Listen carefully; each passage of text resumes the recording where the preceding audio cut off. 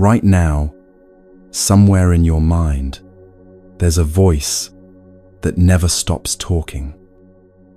It whispers that you're not enough, that you're behind in life, that everyone else has it figured out while you're still struggling. You're not alone in this. If this feels like a safe space for you right now, I'd love to know where you're listening from. Maybe drop it in the comments if it feels right. Are you at home, on a walk, maybe lying in bed, trying to quiet that restless mind? Here's what I want you to know before we begin this journey together. You don't need to fix yourself. You don't need to become someone different. What we're about to explore isn't about forcing your mind into submission or pushing away uncomfortable thoughts. If you can, find a comfortable position. Maybe pull a soft blanket around you, or simply let your shoulders drop just a little. This isn't work you need to do. It's more like coming home to something you've always known, but perhaps forgotten.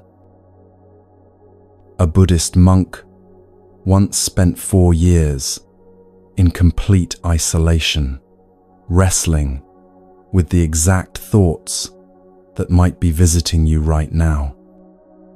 What he discovered in his darkest moment changed everything, not just for him, but for thousands of people who've learned this gentle way of meeting their own minds with kindness instead of war.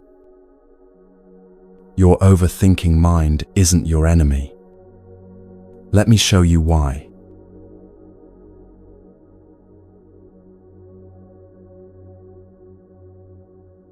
You know that feeling when your phone buzzes in your pocket, and even before you check it, your heart rate quickens just a little. That's not an accident. That's your nervous system responding to what has become the soundtrack of modern life, the constant hum of anxiety that we've all learned to call normal. But here's what's really happening beneath the surface. Your mind has become like a browser with 47 tabs open, each one demanding attention, each one convinced it's the most important thing in the world. And somewhere in that chaos, a voice has learned to speak louder than all the rest. It's the voice that wakes up with you in the morning, already cataloguing everything you should be worried about today. Did you send that email? Why did you say that thing yesterday? Everyone else seems to have their life together. You're falling behind. You're not good enough. You're not smart enough. You're not successful enough. And the strangest part, we've learned to believe this voice is trying to help us. We think if we just criticize ourselves hard enough, push ourselves far enough, worry about enough possibilities, we'll finally reach that place where the voice says, "Okay, you can rest now. You've done enough. You are enough." But that day never comes, does it? Instead, we live in what feels like a constant state of emergency. Our bodies carry tension we don't even notice anymore. Our minds race from one worry to the next like a pinball bouncing between bumpers. And we scroll through our phones seeking something we're not even sure what, but something to make this feeling stop. Here's what makes this even more puzzling. We're living in the most materially comfortable time in human history. We have access to more information, more entertainment, more convenience than any generation before us. We can order food with a few taps, connect with people across the globe instantly, access libraries of knowledge from our couches. Yet somehow, rates of anxiety and depression continue climbing. Suicide rates have reached levels not seen in decades. Young people report feeling more lonely and purposeless than ever before. The United States has dropped from 11th place to 24th in global happiness rankings in just over a decade. The United Kingdom has fallen to 23rd place, its lowest position in years. We've created a world of incredible external comfort, but internal peace seems more elusive than ever. Something doesn't add up. I want to share something with you that might sound counterintuitive at first. The very things we've been told will make us happy, the achievements, the possessions, the perfect life we're building, might actually be part of what's keeping us trapped in this cycle of never feeling quite enough. Think about the last time you got something you really wanted. Maybe it was a promotion, a new relationship, a purchase you'd been saving for. For a moment, there was relief, wasn't there? A brief pause in that constant sense of wanting, of needing something to be different. But how long did that feeling last? If you're honest, and this isn't a criticism, it's just how the human mind works, pretty soon, another want appeared. Another goal, another thing that would make you feel complete. The sense of not enough returned, often stronger than before.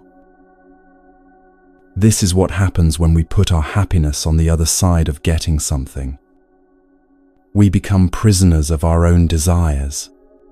We live at the mercy of circumstances, constantly at the receiving end of life, wondering what it's going to do to us next. And here's the cruel irony. We've built an entire culture around feeding this insatiable hunger. Every advertisement tells us we're missing something. Every social media post shows us someone who seems to have what we lack. Every headline warns us of new dangers, new inadequacies, new reasons to worry. The message is consistent and relentless. Something is always missing. You're not good enough as you are. If you get this, then you'll be okay. When this happens to you, then, and only then, can you be happy. But the search itself has become the problem. Here's what I mean by that. When we're constantly searching for the next thing that will make us feel better, we're actually reinforcing the belief that right now, in this moment, we're somehow lacking.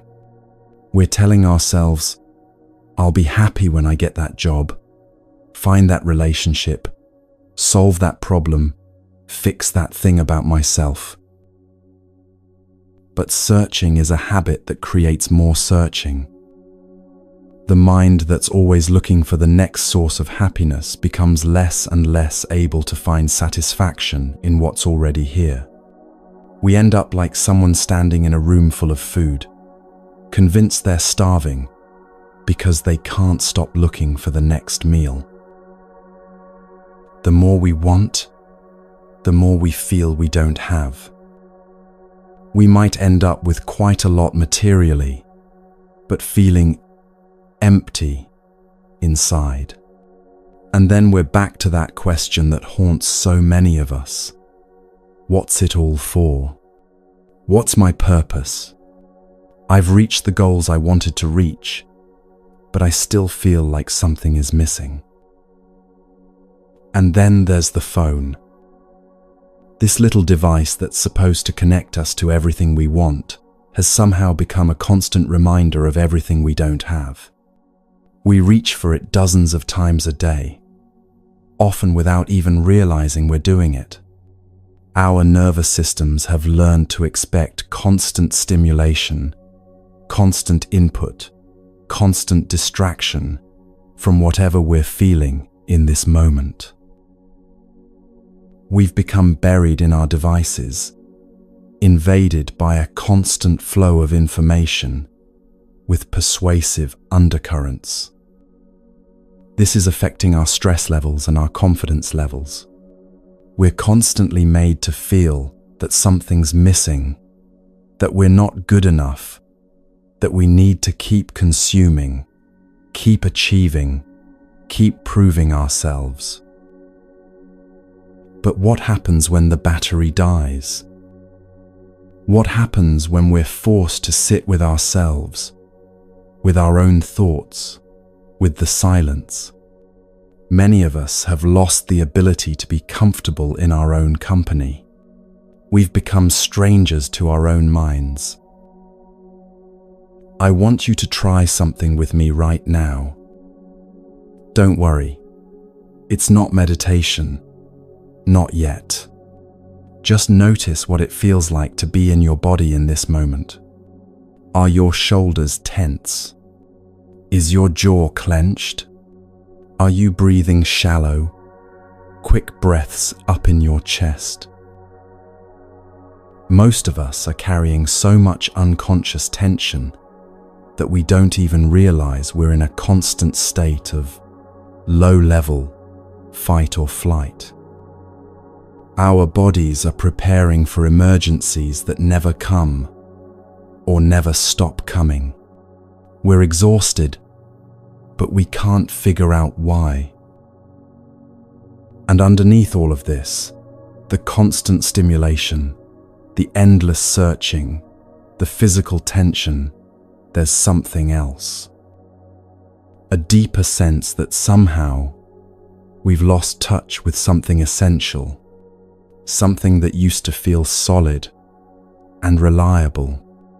Maybe we call it peace, or contentment, or just the simple ability to be okay with things as they are.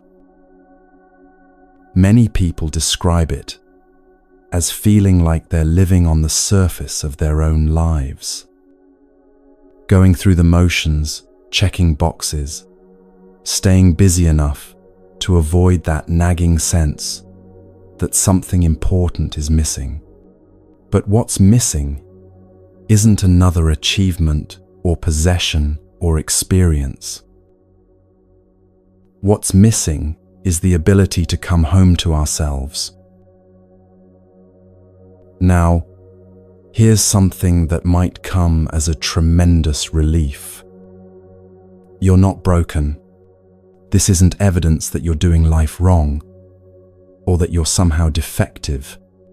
What you're experiencing is simply what happens when we try to find inner peace through outer circumstances. It's like trying to quench your thirst by looking at pictures of water. You're not broken. You're human. And being human in this particular time, in this particular culture, comes with some unique challenges that previous generations never had to face. The constant connectivity, the information overload, the 24/7 news cycle, designed to keep us in a state of perpetual alertness. What you're experiencing right now, this sense of never being quite enough, this constant mental commentary, this feeling of being at the mercy of your own thoughts. Millions of people are going through this exact same thing. You're not alone in this struggle. You're not uniquely broken or fundamentally flawed. You're simply trying to solve an inside problem with outside solutions. The Buddhist teacher who spent over 30 years helping people find freedom from this exact kind of suffering puts it this way: we've all become prisoners of our own minds, but we've forgotten we hold the keys. Think about that for a moment. Prisoners of our own minds, trapped not by external circumstances, but by the way we've learned to relate to our own thoughts and feelings, controlled not by the world around us, but by the constant commentary running in our heads. We become controlled by distraction, controlled by negative thinking, always wondering what life is going to do to us next, how we'll handle it.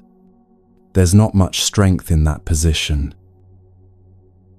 But here's the thing about being a prisoner of your own mind.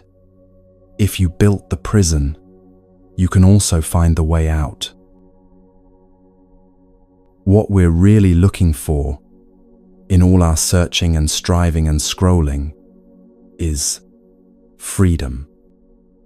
Freedom from that nagging sense of inadequacy. Freedom from the constant worry about what might go wrong. Freedom from the exhausting work of trying to control everything and everyone around us to make ourselves feel safe. We want the freedom to be genuinely okay, regardless of what's happening in our external circumstances. The freedom to feel peace that doesn't depend on getting what we want or avoiding what we don't want. The freedom to be present in our own lives instead of always living in our heads. When you think about how it feels when you get what you want, there's a kind of relief, isn't there? The wanting goes away.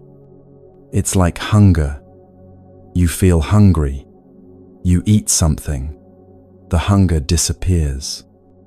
There's this moment of freedom from the needy feeling, from the "when will I get it" sensation. So what we're actually looking for is the absence of wanting. That's the happiness we achieve when we get what we want, a kind of freedom from desire. But then, very soon, we want something else. We're caught in a cycle where we get temporary relief, then immediately start wanting again. What if I told you that freedom is actually your natural state? That underneath all the mental noise and emotional reactivity and physical tension, there's something in you that has never been touched by any of it?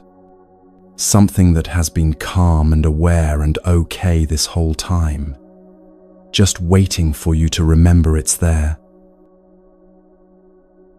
This isn't positive thinking or wishful optimism. This is something that has been understood and taught for over 2,500 years.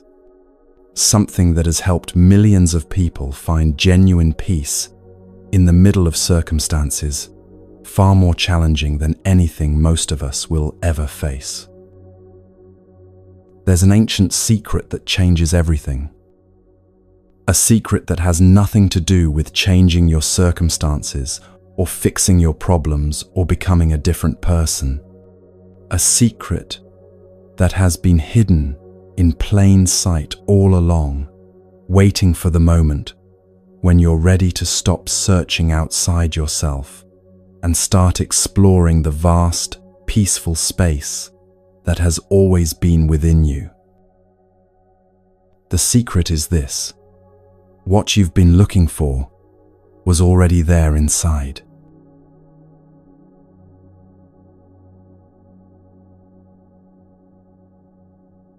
Let me tell you about a young man who thought he had life figured out. His name was Geelong Thubton, though back then he went by a different name entirely. He was 21, living between London and New York, chasing his dream of becoming an actor. His mother was an actress, and he wanted to follow in her footsteps. From the outside, his life looked like something many people would envy. He was studying at Oxford University, one of the most prestigious institutions in the world. He was performing in plays, building what seemed like a glamorous career. He had this almost magnetic persona, this ability to light up a room. But behind the curtain, something else was happening entirely. You see, this young man had learned to live a double life from a very early age. By 13, he was running with a much older crowd. By 14, he was working as a jazz pianist in wine bars across London, pretending to be 21. He was in a rock band with people who were much older than him, people who introduced him to a world he wasn't ready for. There were things that happened during those teenage years, things that left invisible scars. When he was 14, someone in that band, someone he trusted, violated that trust in the most devastating way possible. Sexual abuse that at the time he thought he understood, but looking back, he was just a child being taken advantage of by an adult. These experiences made him frightened of himself and frightened of other people. They planted seeds of shame and self-loathing that would grow in the dark corners of his mind for years to come. But like so many of us do when we're hurt, he learned to run. Not physically at first, but mentally. He discovered that if he stayed busy enough, distracted enough, if he threw himself into enough parties and enough projects, he could avoid feeling the pain that was growing inside him. He became incredibly skilled at escapism, at creating personas that would keep the world, and himself, from seeing what was really happening underneath. Then, when he was 17, another explosion shattered what was left of his sense of stability. His parents split up suddenly and dramatically. His father literally ran off with one of his mother's friends. It was a huge betrayal that left the entire family broken and reeling. This young man, who was already carrying so much unprocessed pain, now had to watch his whole family structure collapse overnight. The message his teenage mind absorbed was clear. People you love will abandon you. People you trust will betray you. By the time he reached his 20s, his life had become a carefully constructed escape plan. During the day, he was the studious, ambitious, young actor. At night, he was burning the candle at both ends, in a party lifestyle that was growing more and more dangerous. At Oxford, the pressure became too much. The depression that he'd been running from finally caught up with him. He stopped functioning entirely, stopped going to classes, stopped taking care of himself, stopped engaging with his studies. They expelled him. As his mother later joked, "It's actually quite hard to get thrown out of Oxford. You have to do something pretty spectacular." But in his case, they simply couldn't handle someone who was completely non-functional. This should have been a wake-up call, but instead, it just sent him deeper into his spiral. He moved to New York, threw himself even more desperately into the acting world, and ramped up the partying to dangerous levels. He was living in Brooklyn at the time, and every morning he would wake up feeling like he was drowning. There was this voice in his head, maybe you recognize it from your own experience, that never stopped talking. You are disgusting. You are no good. You are a failure. He called it his devil voice, though he knew it was really part of himself. This incredibly persistent monologue of self-disgust that followed him everywhere he went. The more successful he appeared on the outside, the louder this voice became on the inside.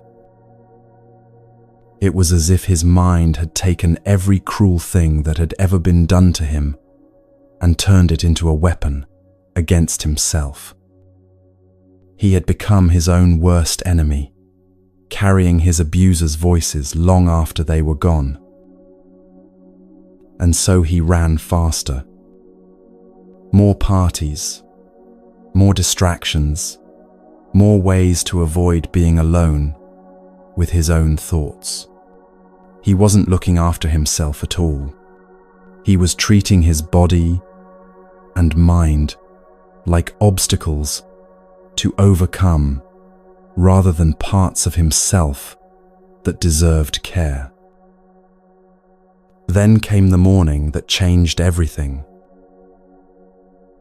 He woke up in his apartment in Brooklyn, and immediately something felt wrong. His heart was racing, but not in the normal way after a night out. This was different. This felt like his chest was going to explode. His body was bathed in sweat from just the effort of sitting up in bed. He was convinced he was having a heart attack. Here he was, 21 years old, thinking he might die alone in his apartment because of the way he'd been living. He managed to get himself to a clinic. He didn't have medical insurance, but he found a cheap place that would do an ECG. The doctors looked at the results and asked him a question that stopped him cold. What have you been doing to yourself? He did have a heart condition. His body was basically staging an intervention.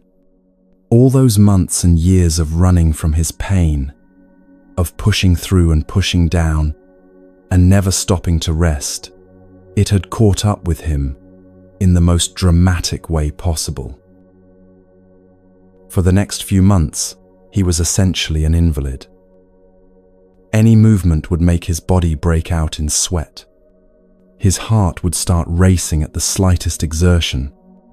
He had to lie flat on planes when he flew. His childhood friend Tara basically had to carry him places. And for the first time in years, maybe ever, he couldn't run anymore. He couldn't party his way out of his feelings. He couldn't stay busy enough to avoid his own thoughts. He was forced to sit with the very things he'd been trying to escape his entire adult life. The silence was deafening. Without the constant noise and stimulation, all those buried feelings started rising to the surface. The shame, the rage, the profound sense of being fundamentally broken, it all came flooding back with nowhere to hide. That's when Tara made a suggestion that seemed completely crazy at the time. She told him about a Tibetan Buddhist monastery in Scotland called Samye Ling. For the first time ever, they were opening their doors to people who wanted to try being monks for a year. Just 1 year. This could really help you, she said. It's just a year out of your life. He almost kept his apartment in New York, planning to return after this strange detour. He thought of it as a kind of rehab, a place to get himself straightened out before going back to the life he'd been living. When he arrived at the monastery, he was basically a broken person. Physically ill, emotionally shattered, spiritually empty. The monks were kind enough to let him rest, to do light work around the grounds while his body slowly healed. And slowly, almost despite himself, he began to feel something he hadn't felt in years. Relief. The things he was giving up as part of becoming a monk, the drinking, the constant stimulation, the chaotic relationships, these weren't sacrifices. They were the very things that had been making him sick. For the first time in his adult life, he was in an environment where he didn't have to perform, didn't have to prove anything, didn't have to run from himself. There was also something profound about the celibacy vows that he hadn't expected. When sexual chemistry is off the agenda entirely, he discovered, you start having friendships that are truly heart-based. He was meeting people who were on the same path as him, looking for the same kind of freedom from suffering. But here's the thing about healing. It's rarely a straight line upward. That 1 year turned into several years. He took lifelong vows to be a monk. When he put on the robes for the first time, he felt every cell in his body click into place. This was what he'd been looking for all along, a way of working with his mind rather than being victimized by it. After 12 years as a monk, he felt ready for the ultimate test. A 4-year retreat, complete isolation from the world, no one going in or out, just him, a small group of other monks doing their own practice in separate rooms, and his mind.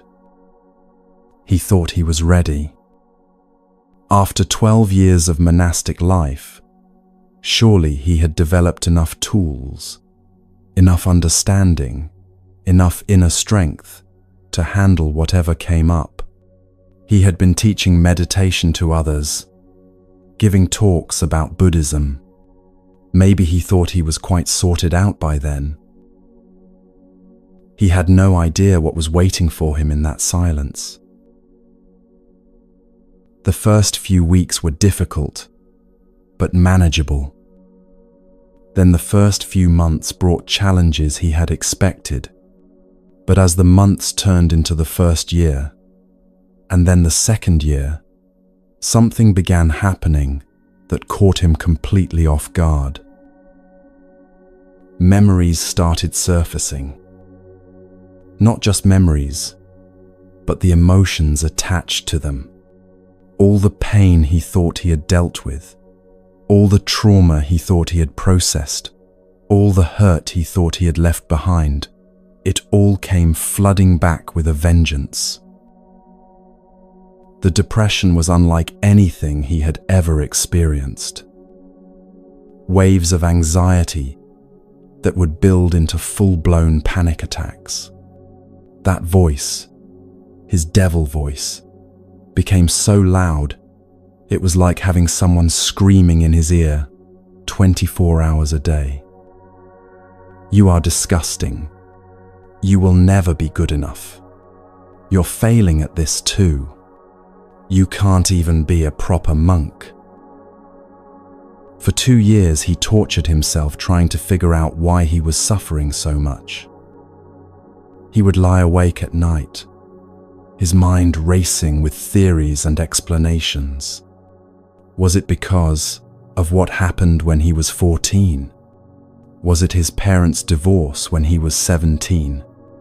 Was it the abuse, the trauma, the years of self-destructive behavior? He became obsessed with the story of his pain. He tried to do therapy on himself, thinking that if he could just understand the why, he could fix the what. But the more he went down that road, the worse everything got. The more he tried to analyze and solve and push away his suffering, the more trapped he became. He felt completely alienated from Buddhism, from the monastery, from everything he thought he believed in. Here he was, supposed to be this dedicated practitioner, and he was falling apart more completely than he ever had before.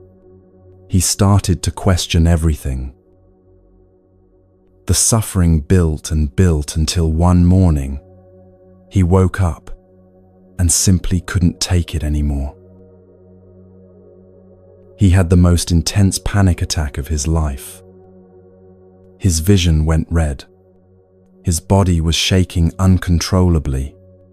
Every cell in his being was screaming at him to get out, to run, to escape this unbearable situation.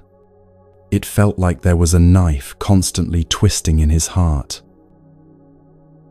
And so he did something that was completely unthinkable in a 4-year retreat.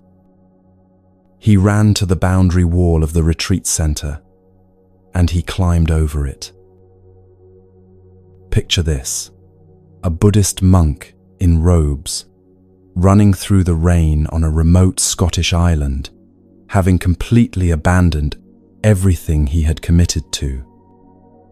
He ran and ran until his legs gave out, and then he stood there in the middle of nowhere, soaking wet, and asked himself a question that changed everything. What are you doing? What has happened to you? In that moment, standing in the rain, after having just thrown away years of spiritual practice, something crystallized for him. He realized that he had been approaching his suffering in completely the wrong way. He had been trying to push it away, to analyze it, to escape from it. He had been treating his pain like an enemy to be defeated, rather than a part of himself that needed compassion. He turned around and walked back to the retreat center. He knocked on the door and begged to be let back in. The leaders were reluctant. People don't just leave a 4-year retreat and then come back. But something in his voice, something in his desperation and clarity, convinced them to give him another chance. They made him stay in a small caravan on the edge of the retreat boundary for a week. 7 days to think about what he was doing, to decide if he really wanted to continue. And during those 7 days, he made a decision that would transform not just his own life, but the lives of thousands of people he would eventually teach. He was going back in, but this time he was going to try something completely different. Instead of running from his pain, he was going to move toward it. Instead of trying to fix himself, he was going to learn to be with himself, exactly as he was. He realized that hitting rock bottom wasn't his failure, it was his foundation.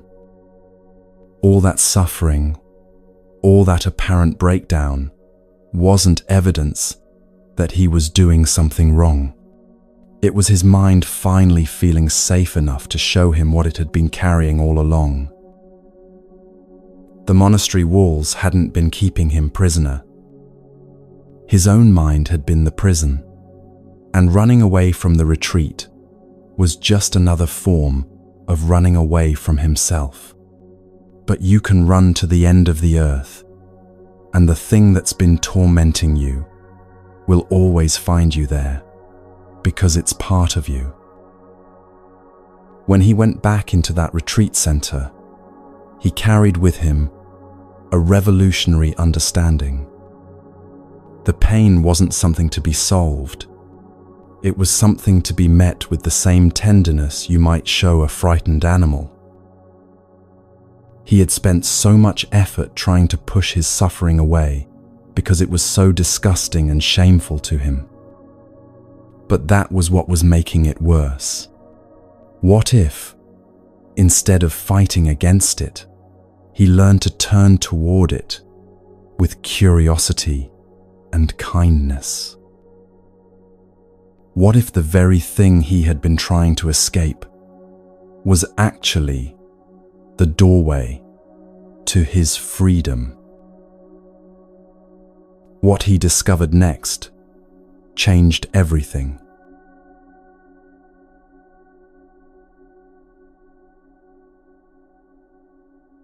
When the monk returned to his retreat after jumping over that wall, he carried with him a question that would shatter everything he thought he knew about his own mind. The question wasn't complicated, but its implications were revolutionary. If I can observe my suffering, who is doing the observing?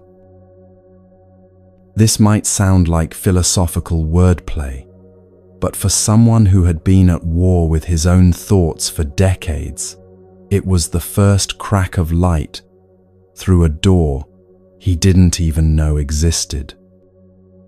Here's what happened when he started paying attention to this simple but profound distinction. Back in his retreat room, sitting with that familiar knife of pain twisting in his chest, he began to notice something he had never seen before. There was the pain, sharp, overwhelming, demanding all his attention. But there was also something else, something that was aware of the pain. Think about this for a moment. When you're angry, there's the anger itself, the heat, the tension, the rush of thoughts and emotions. But there's also the part of you that knows you're angry, the part that can say, "I'm really upset right now." That knowing part, can it be angry? The monk realized that the part of his mind that was observing his anger couldn't itself be angry because it was watching the anger from a different place entirely. It was like discovering that he had been living in a house his whole life without realizing there was a second floor. This discovery completely changed how he understood the relationship between himself and his thoughts. For years, he had believed that he was his thoughts. When the voice in his head said, "You're disgusting," he assumed that was him talking. When anxiety flooded his system, he identified completely with that anxious state. But now he was beginning to see that there was something larger than those mental states, something that could observe them without being consumed by them. His teacher had once shared a metaphor that suddenly made perfect sense. The mind, he said, is like the sky, and thoughts and emotions are like clouds. Let's explore this image together for a moment. Picture a vast blue sky on a perfect day. Now imagine clouds beginning to form. Some are light and wispy, drifting by peacefully. Others are dark and heavy, threatening storms. The clouds can be angry clouds, full of thunder and lightning. They can be sad clouds, weeping rain. They can be anxious clouds, moving frantically across the horizon. But no matter how intense the weather, what happens to the sky itself? the sky remains unchanged. It's not damaged by the lightning. It's not made wet by the rain. It's not moved by the wind. The sky simply contains all weather patterns without being affected by any of them. The monk began to understand that his awareness was like that sky. The depression, anxiety, self-hatred, and panic attacks were weather patterns moving through the vast space of his consciousness. They were real. They were sometimes intense, but they were not him. This wasn't just a nice philosophical idea. It was a lived experience that changed everything about how he related to his inner world. Instead of being tossed around by every emotional storm, he could rest in the spaciousness that contained all storms. But here's where it gets really interesting. For most of his adult life, this monk had been trying to do meditation completely wrong. And chances are, if you've ever tried to meditate, you've made the same mistake he did. He had heard the phrase, "clear your mind," and assumed that was what meditation was about. Sit down, push away all thoughts, achieve some kind of blank, peaceful state, like turning off a television that's been blaring too loudly. So he would sit down with grim determination and try to force his mind into silence. He would push away every thought that arose. He would clench his jaw and furrow his brow and use all his willpower to create some kind of mental vacuum. And what happened? The thoughts got louder, much louder. It was like trying to get a small child to sit still in their high chair while you're feeding them. The more you insist they stop moving, the more they're going to squirm and fuss and eventually have a complete meltdown. That negative voice, his devil voice, became absolutely deafening when he tried to suppress it. "You can't even meditate properly," it would scream. "You're failing at this too. Everyone else can clear their mind except you. You're hopeless." He began to hate meditation. Here was this practice that was supposed to bring peace, and it was making him more agitated than ever. He would sit down for what was supposed to be a calming session and end up more stressed than when he started. It wasn't until much later that he discovered the truth. Meditation has nothing to do with clearing your mind. This might come as a relief if you've ever tried to meditate and felt like you were bad at it, because your mind wouldn't stop chattering. The constant stream of thoughts isn't a problem to be solved. It's not evidence that you're doing something wrong. It's just what minds do. Minds think. That's their job. Trying to stop your mind from thinking is like trying to stop your heart from beating. It's not only impossible, it's completely missing the point. So what is meditation actually about? It's about changing your relationship with your thoughts. It's about learning to be the sky instead of identifying with every cloud that passes through. Here's how this works in practice. You sit down and focus on something, usually your breath, not because breathing is magical, but because it gives your attention somewhere to rest. Within seconds, your mind will wander. You'll start thinking about your grocery list, that conversation you had yesterday, what you need to do tomorrow. This is where most people think they've failed. They notice their mind has wandered and immediately judge themselves. I'm terrible at this. I can't focus for even 10 seconds. I might as well give up. But here's the revolutionary insight. The moment you notice your mind has wandered is not the moment you failed. It's the moment you woke up. It's the moment you became the observer again, instead of being lost in the observed. Think about what just happened.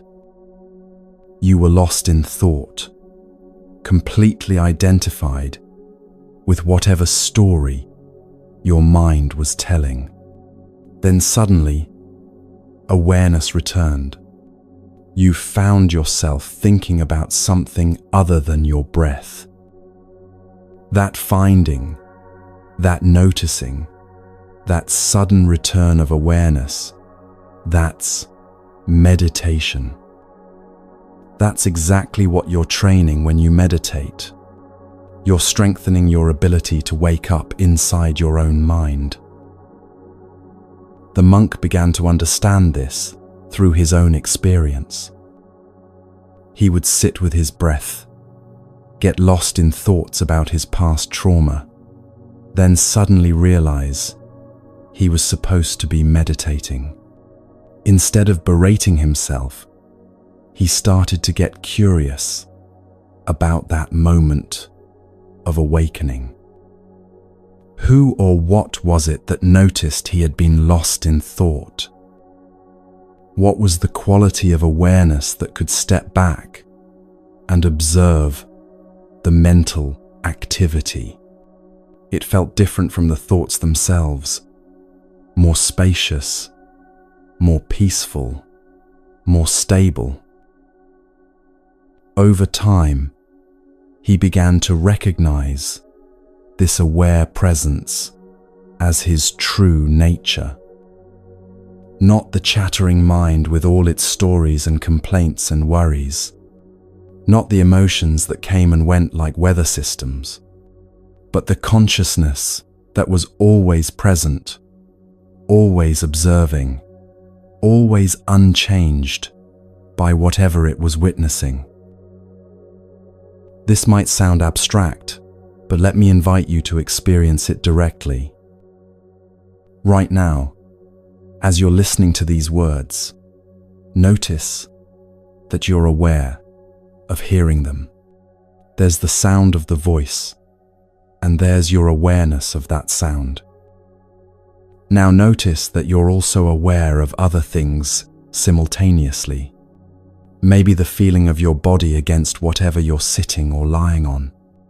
Maybe sounds in your environment. Maybe the temperature of the air on your skin. That awareness that can hold all these different experiences at once. That's what we're talking about. It's not another thought. It's the space in which all thoughts arise and dissolve. The monk started to experiment with resting his attention in this aware presence instead of trying to control his thoughts. When painful memories arose, instead of pushing them away, he would step back into the observer position. He would notice there's a memory arising. There's sadness present. There's that familiar voice saying harsh things. But he would also notice, and here I am, aware of all of this. The awareness itself is not sad. The awareness itself is not damaged by these memories. This practice began to create a sense of space around his most difficult experiences. The pain was still there, but it was held in something larger and more stable. It was like the difference between being caught in a riptide and watching waves from a lighthouse. He discovered that he could be present with his suffering without being consumed by it. He could acknowledge his thoughts without believing them. He could feel his emotions without losing himself in them. But perhaps the most profound shift was in how he related to that critical, inner voice. For years, when his devil voice would start its familiar litany, "You're disgusting, you're worthless, you're a failure," he would either believe it completely or fight against it desperately. Now he began to hear it differently. It was just another cloud passing through the sky of his awareness.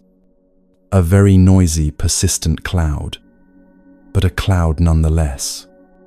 He didn't have to identify with it or be ruled by it. He started responding to that voice the way you might respond to a car alarm going off outside your window. Annoying, yes. Loud, definitely, but also clearly not you, not yours, and not something you need to take personally. This wasn't about positive thinking or trying to replace negative thoughts with positive ones. It was about discovering a completely different relationship with the whole thinking process. Instead of being at the mercy of whatever thoughts arose, he was learning to be the space in which all thoughts could arise and pass away safely. Over the remaining years of his retreat, this understanding deepened and stabilized. He began to experience what Buddhist teachings call the unshakable, a quality of awareness that remains calm and clear regardless of what's happening in the mind or body. The depression didn't disappear overnight. The anxiety didn't magically vanish. The traumatic memories didn't erase themselves. But his relationship to all of these experiences transformed completely. He was no longer at war with his own mind. He had found the eye of the hurricane, the place of stillness and peace that exists at the center of even the most chaotic mental weather. Let me offer you a simple way to begin exploring this for yourself. The next time you notice you're caught up in a difficult emotion or a stream of negative thinking, try this gentle experiment. Instead of trying to stop the thoughts or change the emotion, simply ask yourself, who is aware of this thinking? Who is noticing this emotion?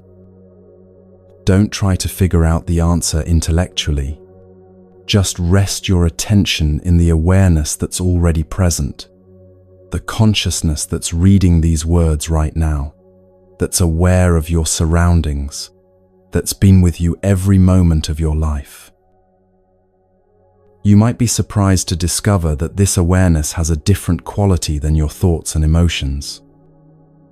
It tends to be more spacious, more peaceful, more stable. It's not improved by pleasant experiences or damaged by difficult ones. It simply is.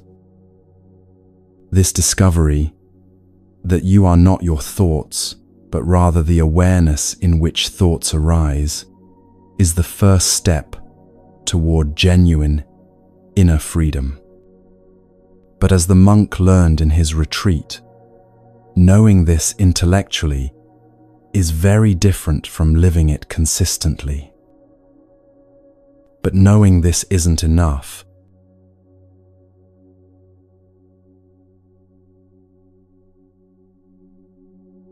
Now that you understand you are not your thoughts, let me share with you the most revolutionary discovery the monk made during those final years of his retreat.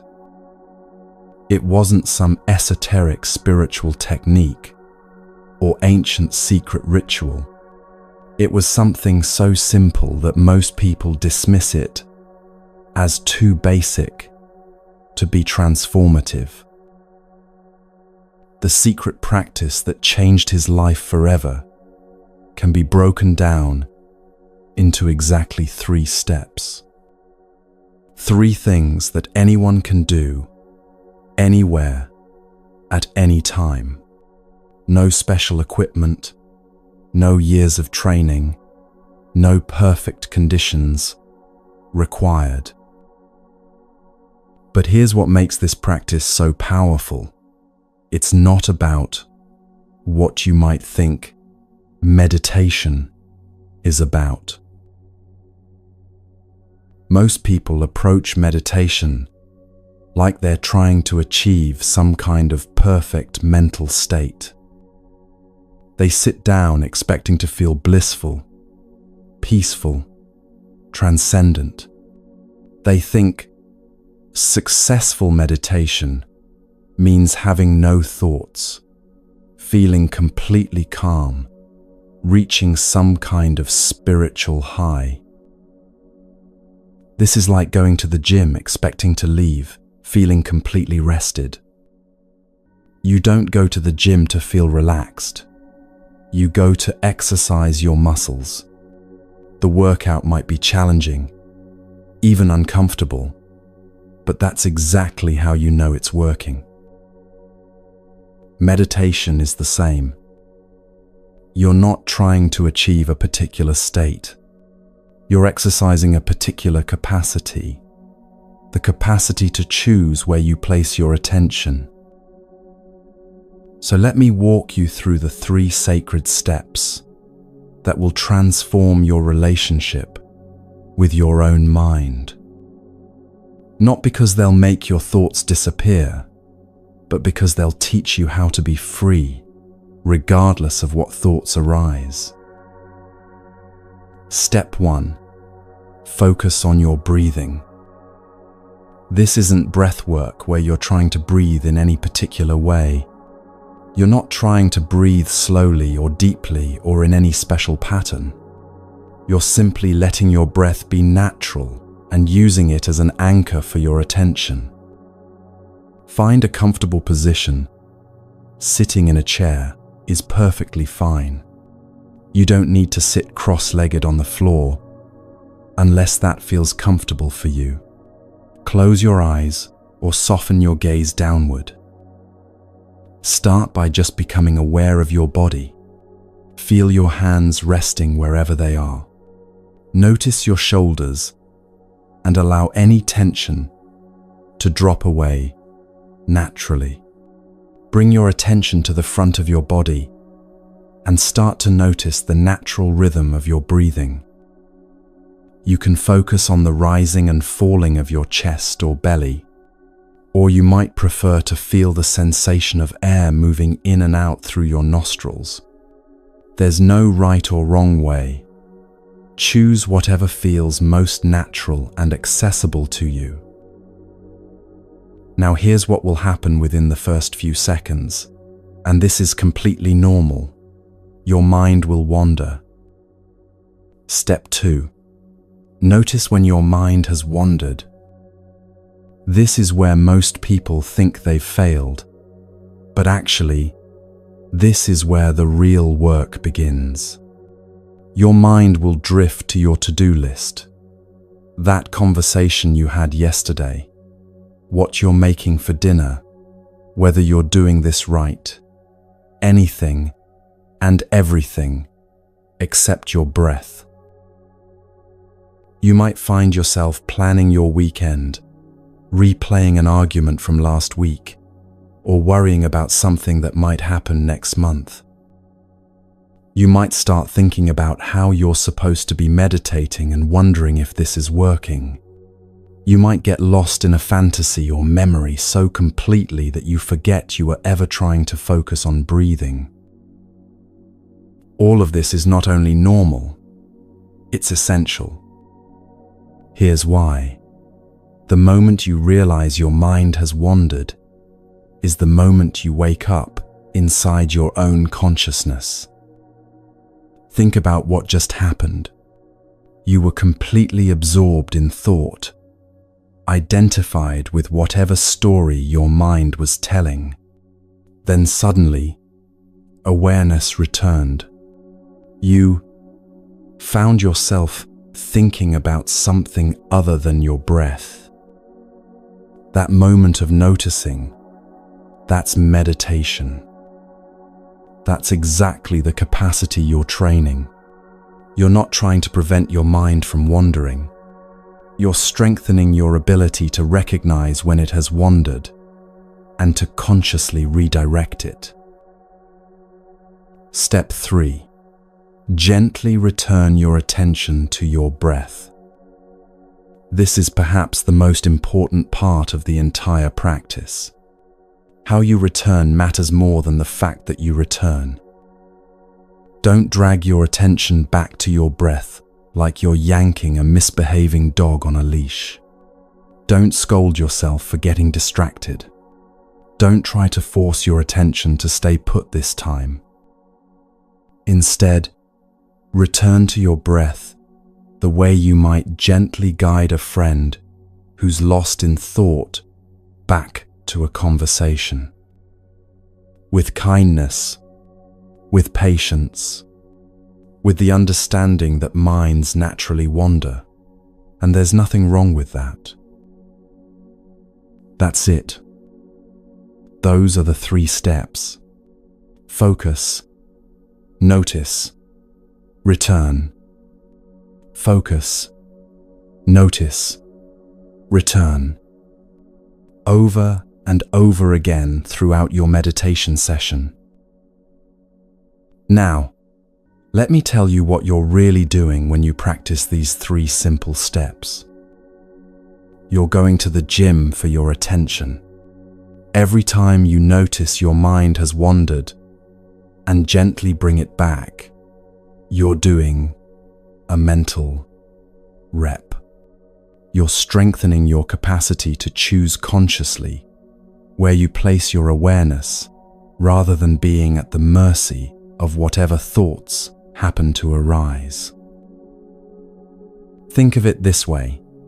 If you went to a physical gym and lifted weights for 30 minutes, you wouldn't expect your muscles to be stronger immediately afterward. In fact, you might feel tired or even a little sore, but you would know that the workout was doing its job. You would trust that over time, with consistent practice, your muscles would grow stronger. Mental training works the same way. Each time you notice you've gotten lost in thought and return to your breath, you're building what we might call your attention muscle. You're developing the capacity to step out of autopilot and make conscious choices about what you focus on. This is why the monk's teacher told him something that completely changed his perspective. The thoughts actually help you meditate. At first, this made no sense to him. Weren't thoughts the enemy? Wasn't the whole point to get rid of them? But then he understood. If the goal is to practice returning your attention to your breath, you need something to return from. The thoughts that distract you are actually providing you with opportunities to exercise your awareness. Without them, there would be no meditation to do. It's like learning to ride a bicycle. You don't learn balance by never wobbling. You learn balance by wobbling and correcting, over and over, until your body develops an intuitive sense of how to stay upright. The wobbling isn't failure, it's how you learn. So here's a radical reframe that might change everything about how you approach meditation. Getting lost in thoughts and then returning to your breath isn't a sign that you're bad at meditation. It is meditation. The more often you get distracted and gently return, the stronger your attention becomes. The monk discovered this through his own experience. In the beginning, he could focus on his breath for maybe 3 or 4 seconds before his mind would wander off to planning, worrying, or remembering. He would get frustrated and think he was hopeless at this practice. But gradually, he began to see each return to the breath as a small victory rather than evidence of failure. He started to appreciate those moments of awakening when he would suddenly realize he'd been lost in thought. Instead of judging himself, he would think, "Oh, there I am again. How wonderful that awareness returned." This shift in perspective changed everything. Meditation stopped being a struggle against his mind and became a gentle training in presence and self-compassion. Let me give you some practical guidance for your own practice. Start with just 10 minutes a day. Not because 10 minutes is somehow magical, but because it's sustainable. It's better to meditate for 10 minutes every day than for an hour once a week. Consistency matters more than duration. Choose the same time each day if possible. Many people find that first thing in the morning works well because your mind hasn't yet gotten caught up in the day's activities. But any time that you can be consistent is the right time for you. Before you begin, set an intention. Not an intention for what you want to achieve or how you want to feel, but an intention of kindness toward yourself. Remember that you're doing this practice not only for your own well-being, but for your ability to be more present and compassionate in the world. During your practice, when you notice your mind has wandered, and it will, many times, resist the urge to analyze where it went or why it went there. Don't get into a story about what you were thinking about. Simply notice that thinking was happening and gently guide your attention back to your breath. Some days your mind will feel relatively calm and focused. Other days it will feel like a tornado of thoughts and emotions. Both experiences are equally valid forms of meditation. Your job is not to control what arises, but to practice returning to your anchor, your breath, with patience and kindness.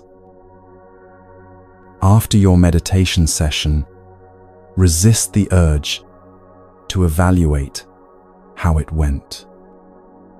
Don't ask yourself, was that good meditation or bad meditation? Don't try to figure out if you're making progress or doing it right. This kind of quality control actually undermines the practice. Remember, meditation is not about achieving a particular state of mind. It's about developing a different relationship with whatever states arise. Some sessions might feel peaceful and others might feel chaotic, but both are providing you with valuable training in presence and equanimity. The monk learned this the hard way when his teacher called him out for treating meditation like a drug.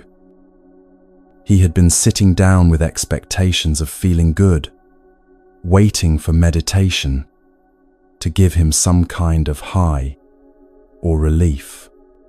When it didn't, he felt disappointed and frustrated. His teacher pointed out that approaching meditation with the attitude of, "I need this to make me feel better," was actually coming from a place of lack. It was reinforcing the very mindset that created suffering in the first place. The belief that happiness comes from external circumstances, even if those circumstances are internal states achieved through meditation. Instead, the most powerful approach is to meditate without agenda. Sit down and practice simply because you're committed to developing greater awareness and compassion. Don't meditate to fix yourself or solve your problems or achieve enlightenment. Meditate because the capacity for presence and kindness is worth developing for its own sake. This might sound like a subtle distinction, but it makes all the difference in the world. When you stop trying to get something from your meditation practice, it becomes much more effective at giving you what you actually need. As the monk continued with this simple 3-step practice over the remaining years of his retreat, something profound began to shift. Not because his thoughts became more pleasant or his emotions more stable, but because his relationship to the entire landscape of his inner experience transformed. He was no longer at war with his mind. He had found a way to be present with whatever arose without being overwhelmed by it. The 3 steps had become second nature: focus, notice, return, not just during formal meditation sessions, but throughout his daily life. When that familiar voice of self-criticism would start its litany, he would simply notice, there's that voice again. When anxiety would flood his system, he would observe, anxiety is present right now. When memories of past trauma would surface, he would acknowledge, the past is visiting. And in each case, instead of being swept away by these experiences, he could return his attention to the present moment, to his breath, to the simple fact of being aware, to the spacious sky of consciousness that contained all weather but was touched by none of it. This practice gave him something he had never experienced before: choice. Choice about where to place his attention. Choice about how to respond rather than react. Choice about which thoughts to engage with and which to let pass by like clouds. But even this profound shift was just the beginning. The 3 sacred steps had laid the foundation for something even more transformative. They had taught him how to be present with his experience, but they hadn't yet taught him how to transform his relationship with suffering itself. Now comes the real transformation.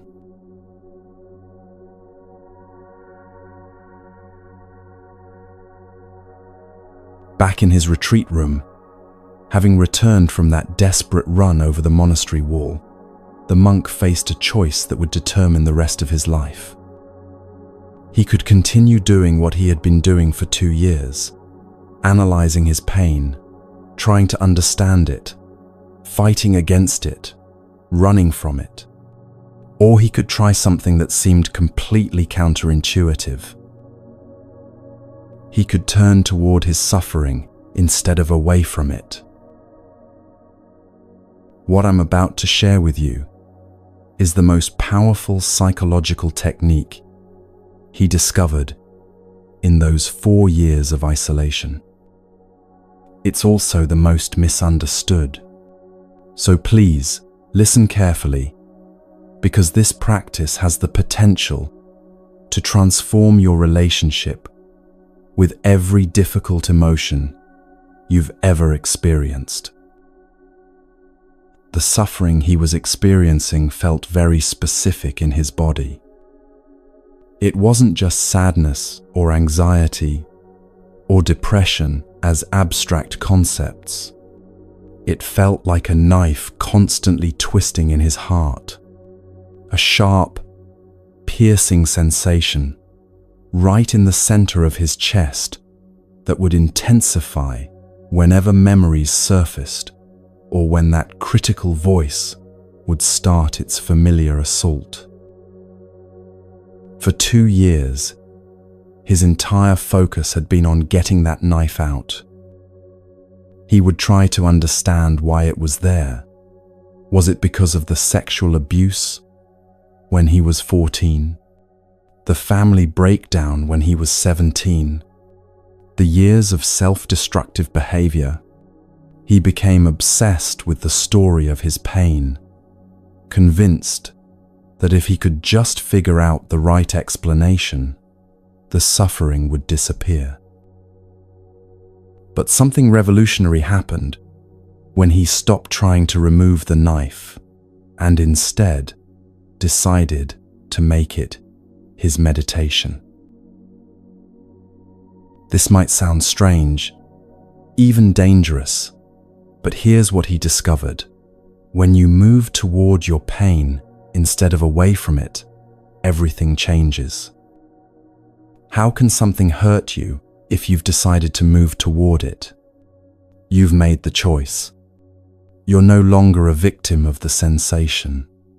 You're actively engaging with it. Let me explain exactly how this works, because understanding this principle could save you years of unnecessary suffering. When we experience emotional pain, we instinctively do one of two things.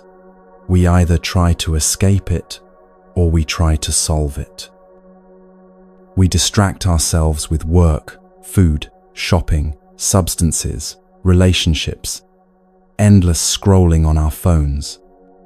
Or we analyze it endlessly. Why do I feel this way? What caused this? How can I fix it? What's wrong with me? Both approaches, while completely understandable, actually keep us trapped in suffering. Here's why. When you're constantly trying to escape a feeling, you're reinforcing the belief that the feeling is dangerous and intolerable. Your nervous system learns to treat normal human emotions like life-threatening emergencies. And when you're constantly trying to solve a feeling through analysis, you're staying in your head instead of actually processing the emotion through your body, which is where emotional healing actually happens. The story, the narrative about why you feel the way you feel, becomes a trap. Not because the story isn't true or important, but because it keeps you thinking about the feeling instead of feeling the feeling. Think about it this way. If you cut your finger, you don't heal it by thinking about how you cut it or analyzing why you're the kind of person who cuts their finger. You heal it by cleaning the wound, applying pressure to stop the bleeding, and allowing your body's natural healing processes to work. Emotional wounds work similarly. They heal through direct contact with compassionate awareness, not through mental analysis. So here's what the monk learned to do instead. When that knife-like sensation would arise in his chest, instead of immediately launching into the story about it, this is because of my trauma. This is because I'm broken. This is because of what happened to me. He would simply focus on the physical sensation itself. He would breathe into the area where he felt the pain, not trying to breathe it away, but breathing with it, breathing toward it. He would notice exactly what it felt like. Was it sharp or dull? Hot or cold? Moving or stationary? Tight or loose? He would try to feel the sensation without the judgment overlay.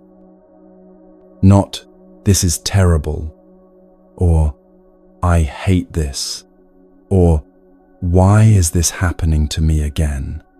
but simply the raw physical experience of the emotion in his body. This is much harder than it sounds because we're so used to immediately telling ourselves stories about our feelings. We feel anxious and immediately think, something bad is going to happen. We feel sad and think, my life is falling apart. We feel angry and think, this shouldn't be happening. But what if, just for a few moments, you could experience the pure sensation of the emotion without any story at all? The monk discovered that when he could stay with just the feeling in his body, something remarkable would happen. The sensation would begin to soften. Not immediately, not easily, but gradually, the sharp edges would start to melt. There's actually a physiological reason for this. When you're trying to push pain away, your body produces stress hormones like cortisol.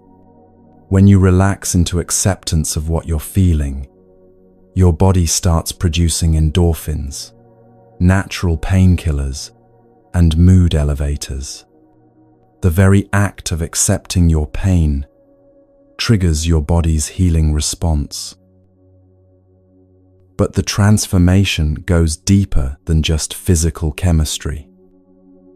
Something profound happens when you stop fighting against your own experience and start meeting it with curiosity and kindness.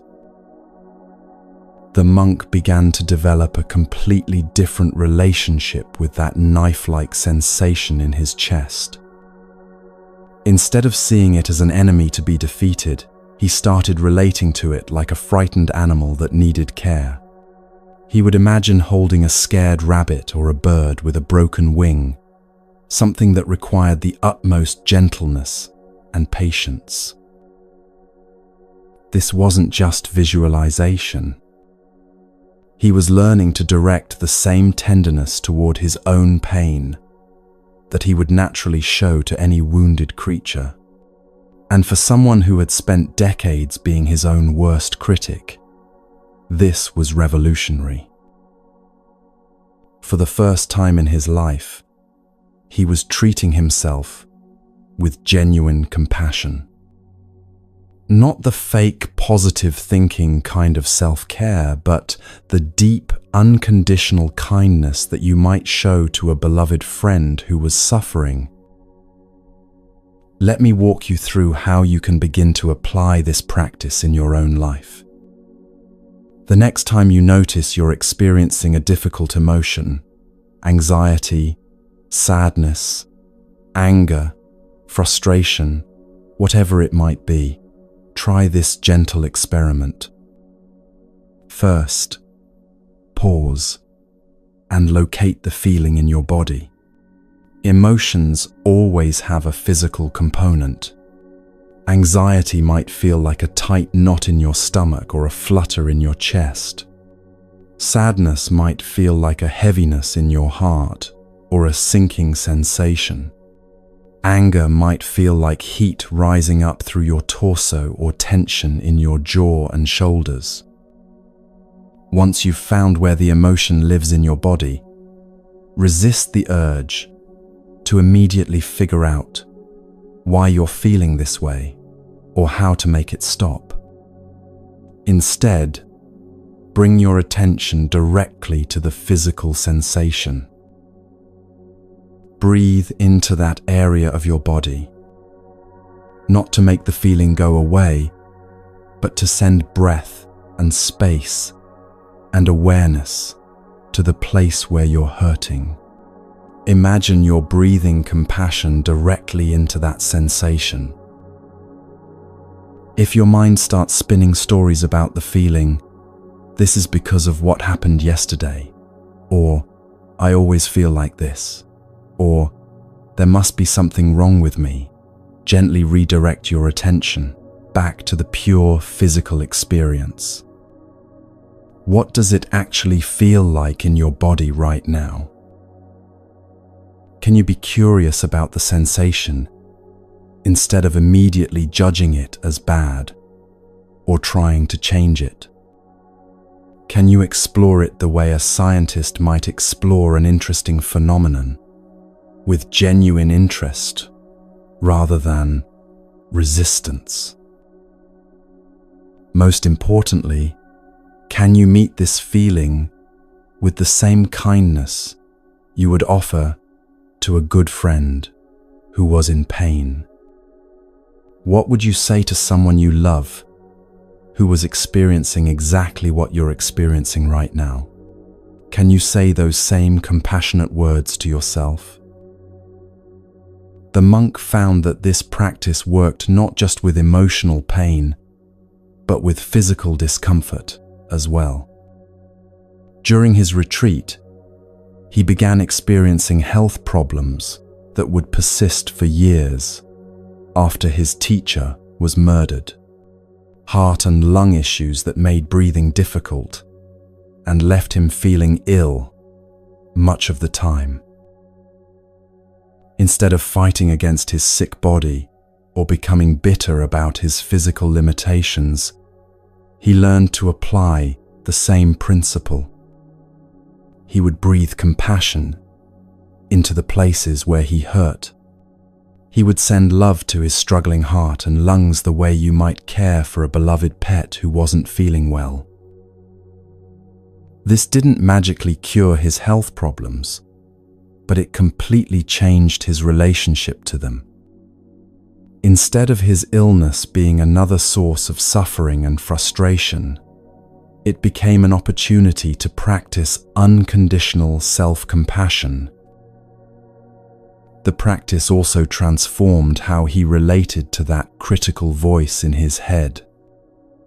When it would start its familiar litany, "You're disgusting, you're worthless, you'll never be good enough," instead of believing it or fighting against it, he would listen to it as if it were a very scared part of himself.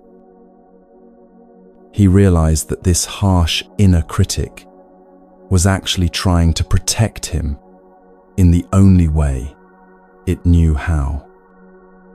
It had learned that by criticizing him before anyone else could, it might keep him safe from rejection and abandonment. It was like a guard dog that had become so vigilant it was attacking everyone, including the person it was trying to protect. Instead of hating this voice, he began to feel compassion for it. He would mentally thank it for trying to keep him safe, then gently redirect his attention to the felt sense of being loved and accepted exactly as he was in this moment. This practice works because it addresses suffering at its root rather than just managing symptoms. Most of our emotional pain isn't actually caused by our circumstances. It's caused by our resistance to our circumstances. It's the story we tell ourselves about what's happening that creates the suffering, not the events themselves. When you learn to drop the story and be present with the pure feeling in your body, you discover something remarkable. Feelings, even very intense ones, are actually manageable when you're not fighting against them. They have a natural rhythm. They arise They peak, they begin to soften, and they pass away. But only if we let them complete their cycle, instead of interrupting it with resistance or analysis. The monk discovered that this practice could be applied to any difficult experience. Grief over his teacher's death, anger at the person who murdered him, fear about his own health problems, loneliness during long periods of isolation. Each time, the process was the same. Locate the feeling in the body, breathe compassion into it, stay present with the sensation without getting lost in stories about it, and allow it to soften and transform naturally. Over time, this practice created a profound shift in his entire nervous system. He was no longer at war with his own emotional experience.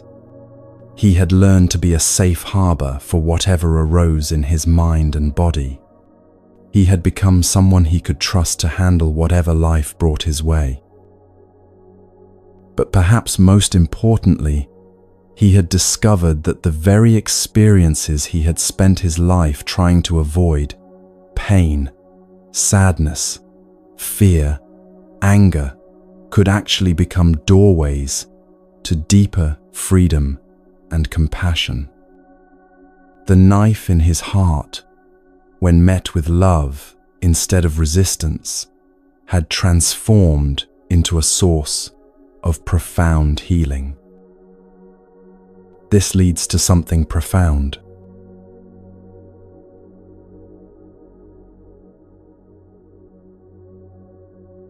In that small retreat room, as the monk sat with the knife-like sensation in his chest, something extraordinary began to happen. As he breathed compassion into that place of pain, as he stopped fighting against his own suffering, an image spontaneously arose in his mind that would change everything. He saw himself holding a small, frightened rabbit. This wasn't a guided visualization or a meditation technique he had learned. It emerged naturally from his newfound willingness to meet his pain with tenderness instead of violence. The suffering in his chest, all that shame, trauma, and self-hatred, suddenly felt like a terrified animal that had been hiding in the darkness for decades, finally safe enough to reveal itself. Picture this with me for a moment. Imagine you found a small rabbit with a broken wing, shivering and afraid.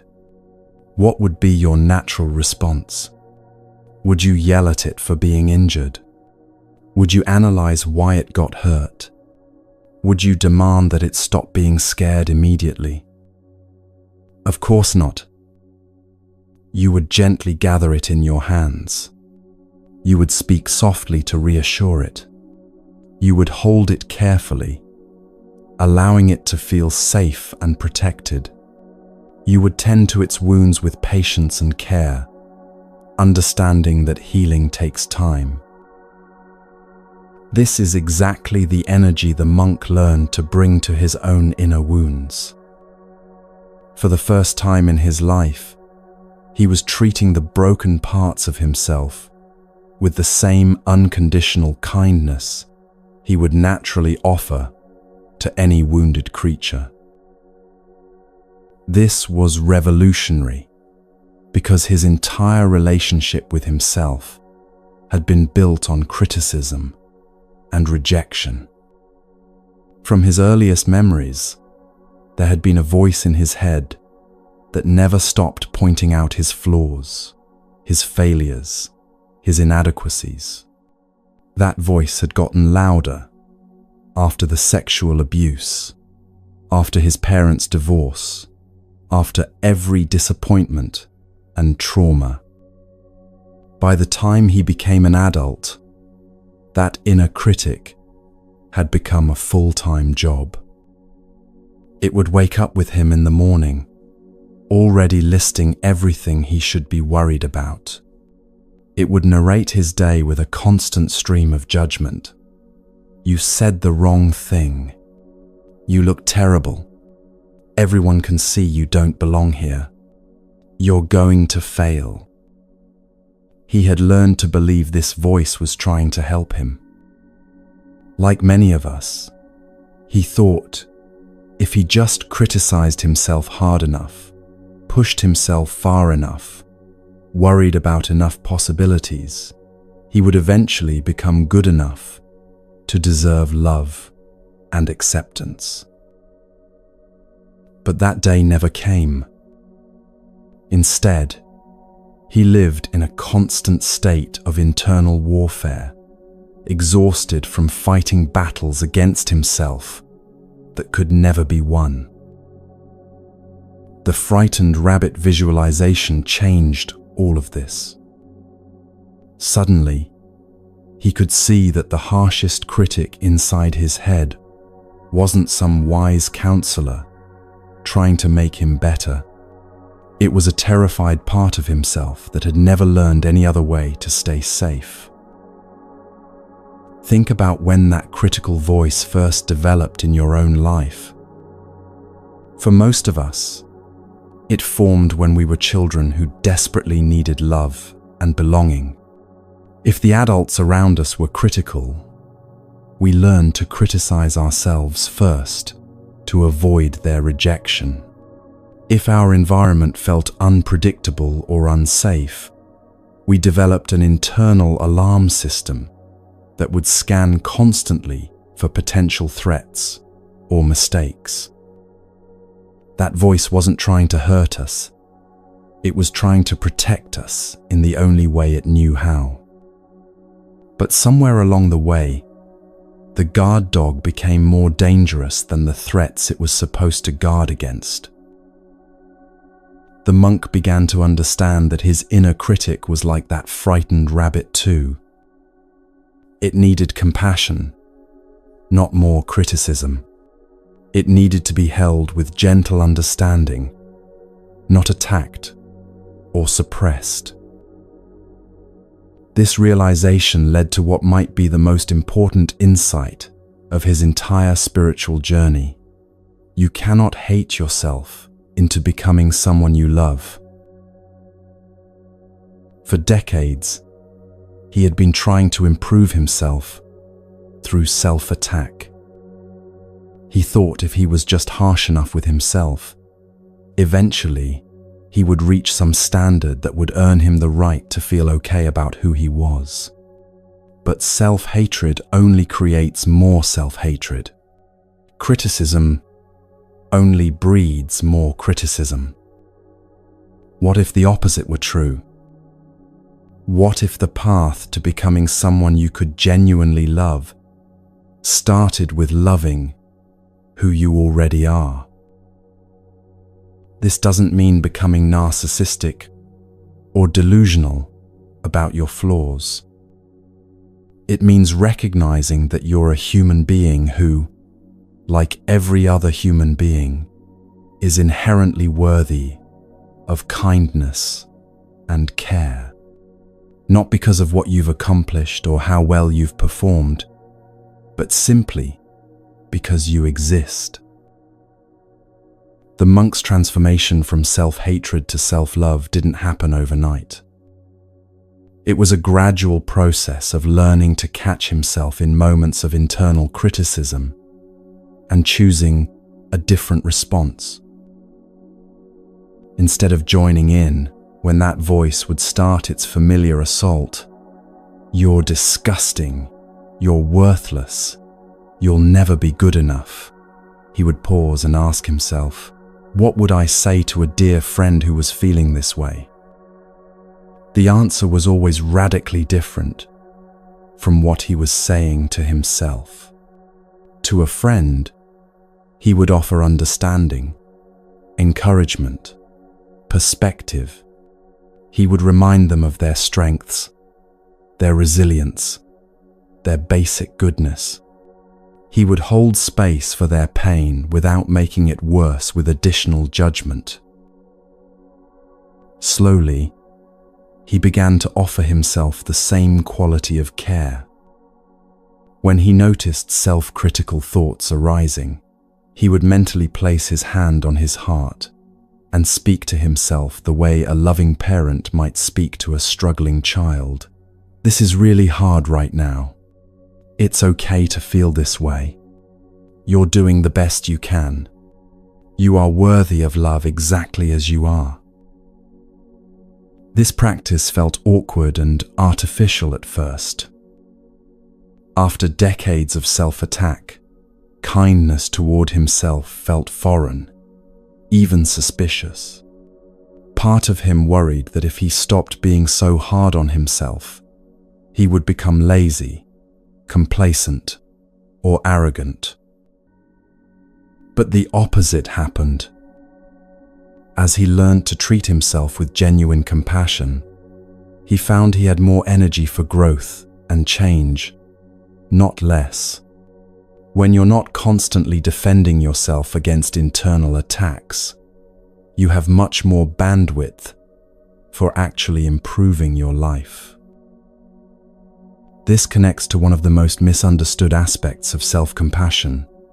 People often think acceptance means giving up or settling for less.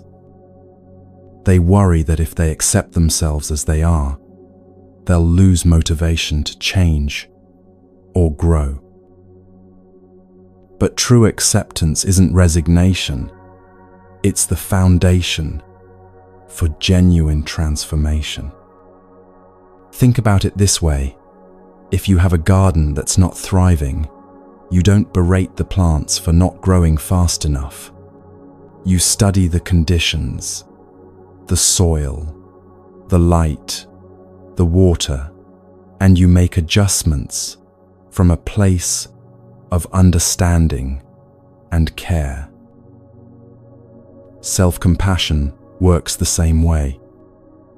When you can look at your struggles and limitations with curious kindness instead of harsh judgment, you're much more likely to understand what actually needs to change and to have the emotional resources to make those changes.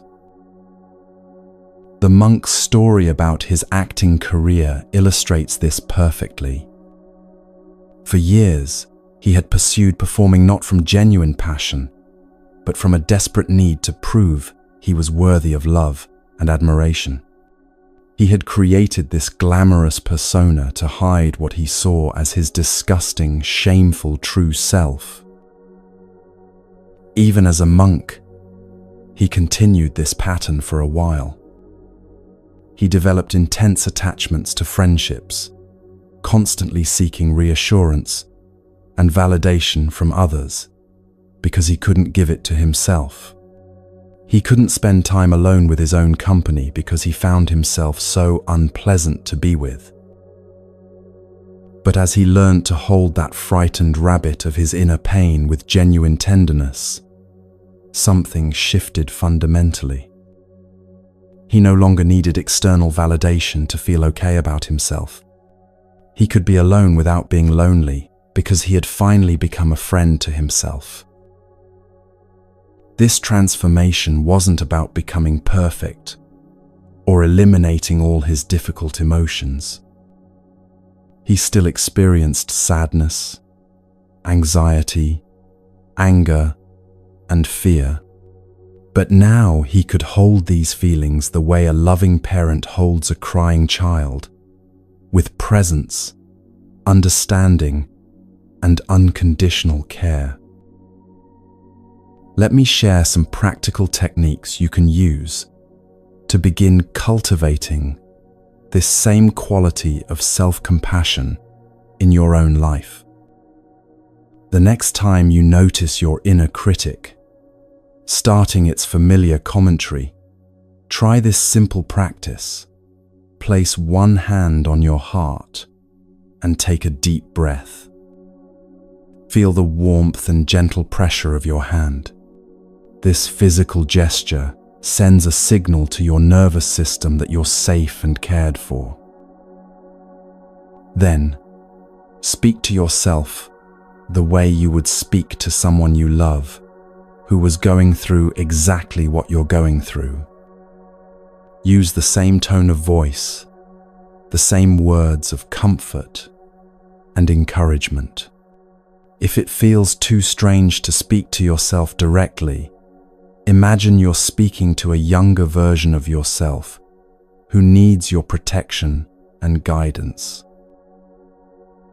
Another powerful technique is to write yourself a letter from the perspective of an unconditionally loving friend.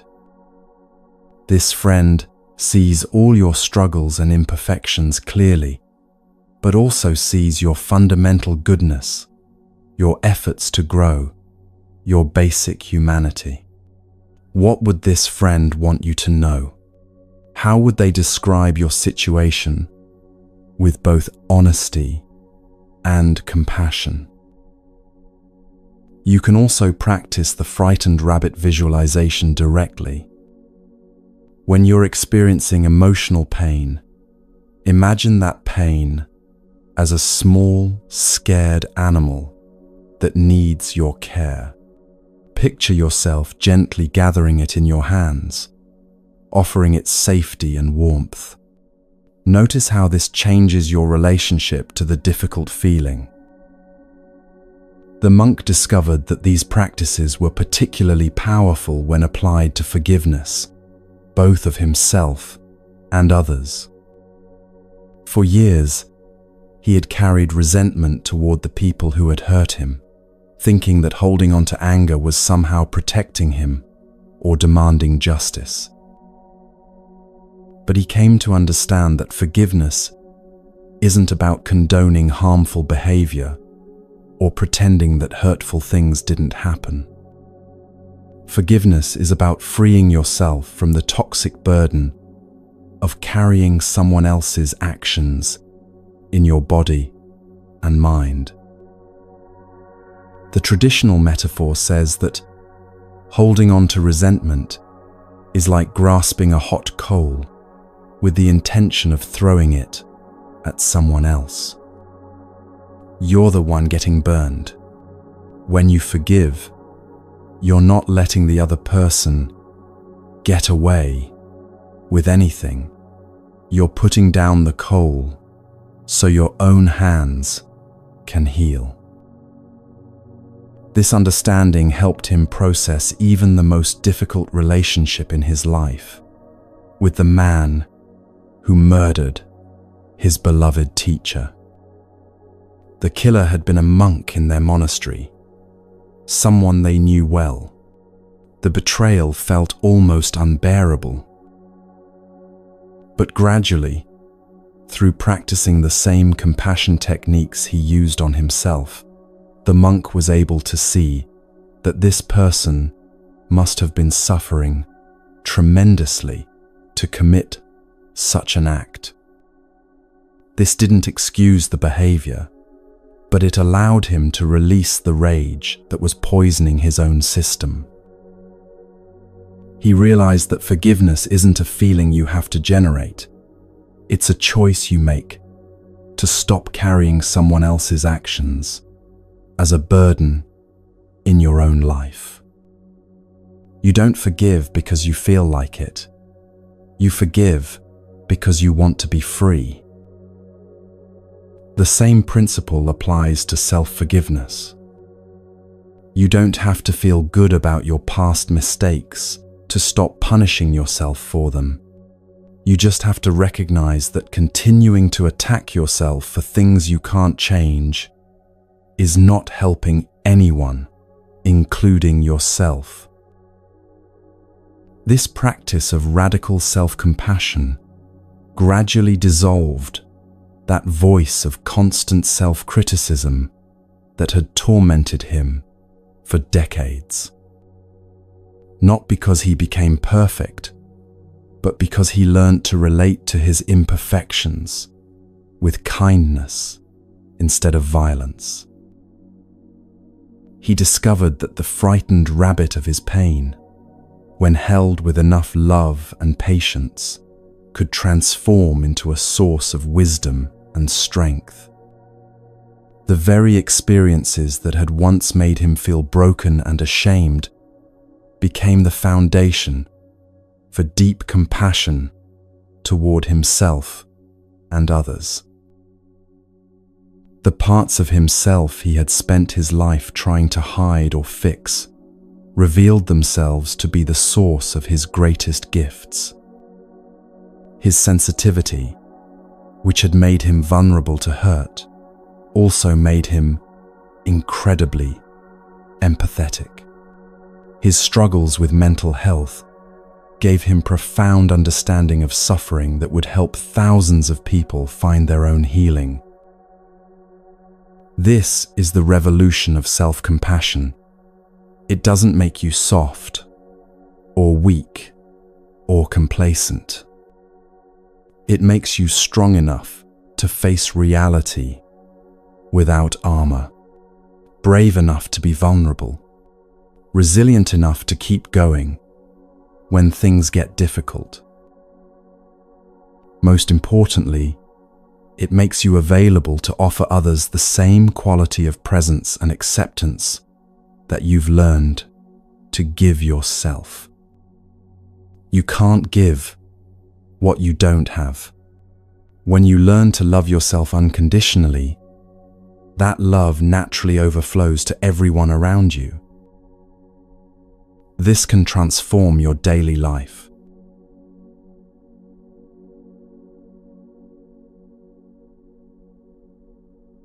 When the monk emerged from his 4-year retreat, the world had changed dramatically. Smartphones were everywhere. Social media had exploded into existence. People walked down the street with their faces buried in glowing screens. The pace of life had accelerated beyond anything he could have imagined. But rather than feeling overwhelmed by this new digital landscape, he discovered something remarkable. The practices he had learned in isolation, particularly the ability to find pockets of peace within chaos, were more relevant than ever. In fact, they were exactly what this hyper-connected, constantly stimulated world desperately needed. The secret wasn't to retreat from modern life or throw away your phone and move to a mountain. The secret was to find freedom right in the middle of the madness. Here's what he discovered that can transform your daily experience. Every moment of your life contains a choice point. A tiny gap between what happens to you and how you respond to it. Most of the time, we're completely unconscious of this gap. Something occurs, and we react automatically, like biological machines, following pre-programmed responses. But when you learn to recognize these micro moments of choice, everything changes. You stop being at the mercy of your circumstances and start becoming the author of your own experience. Let me paint you a picture of how this works in real life. You're standing in line at the coffee shop, and it's moving incredibly slowly. The person ahead of you is asking complicated questions about every item on the menu.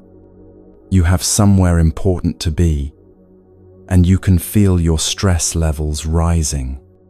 Your shoulders start to tense. Your jaw clenches.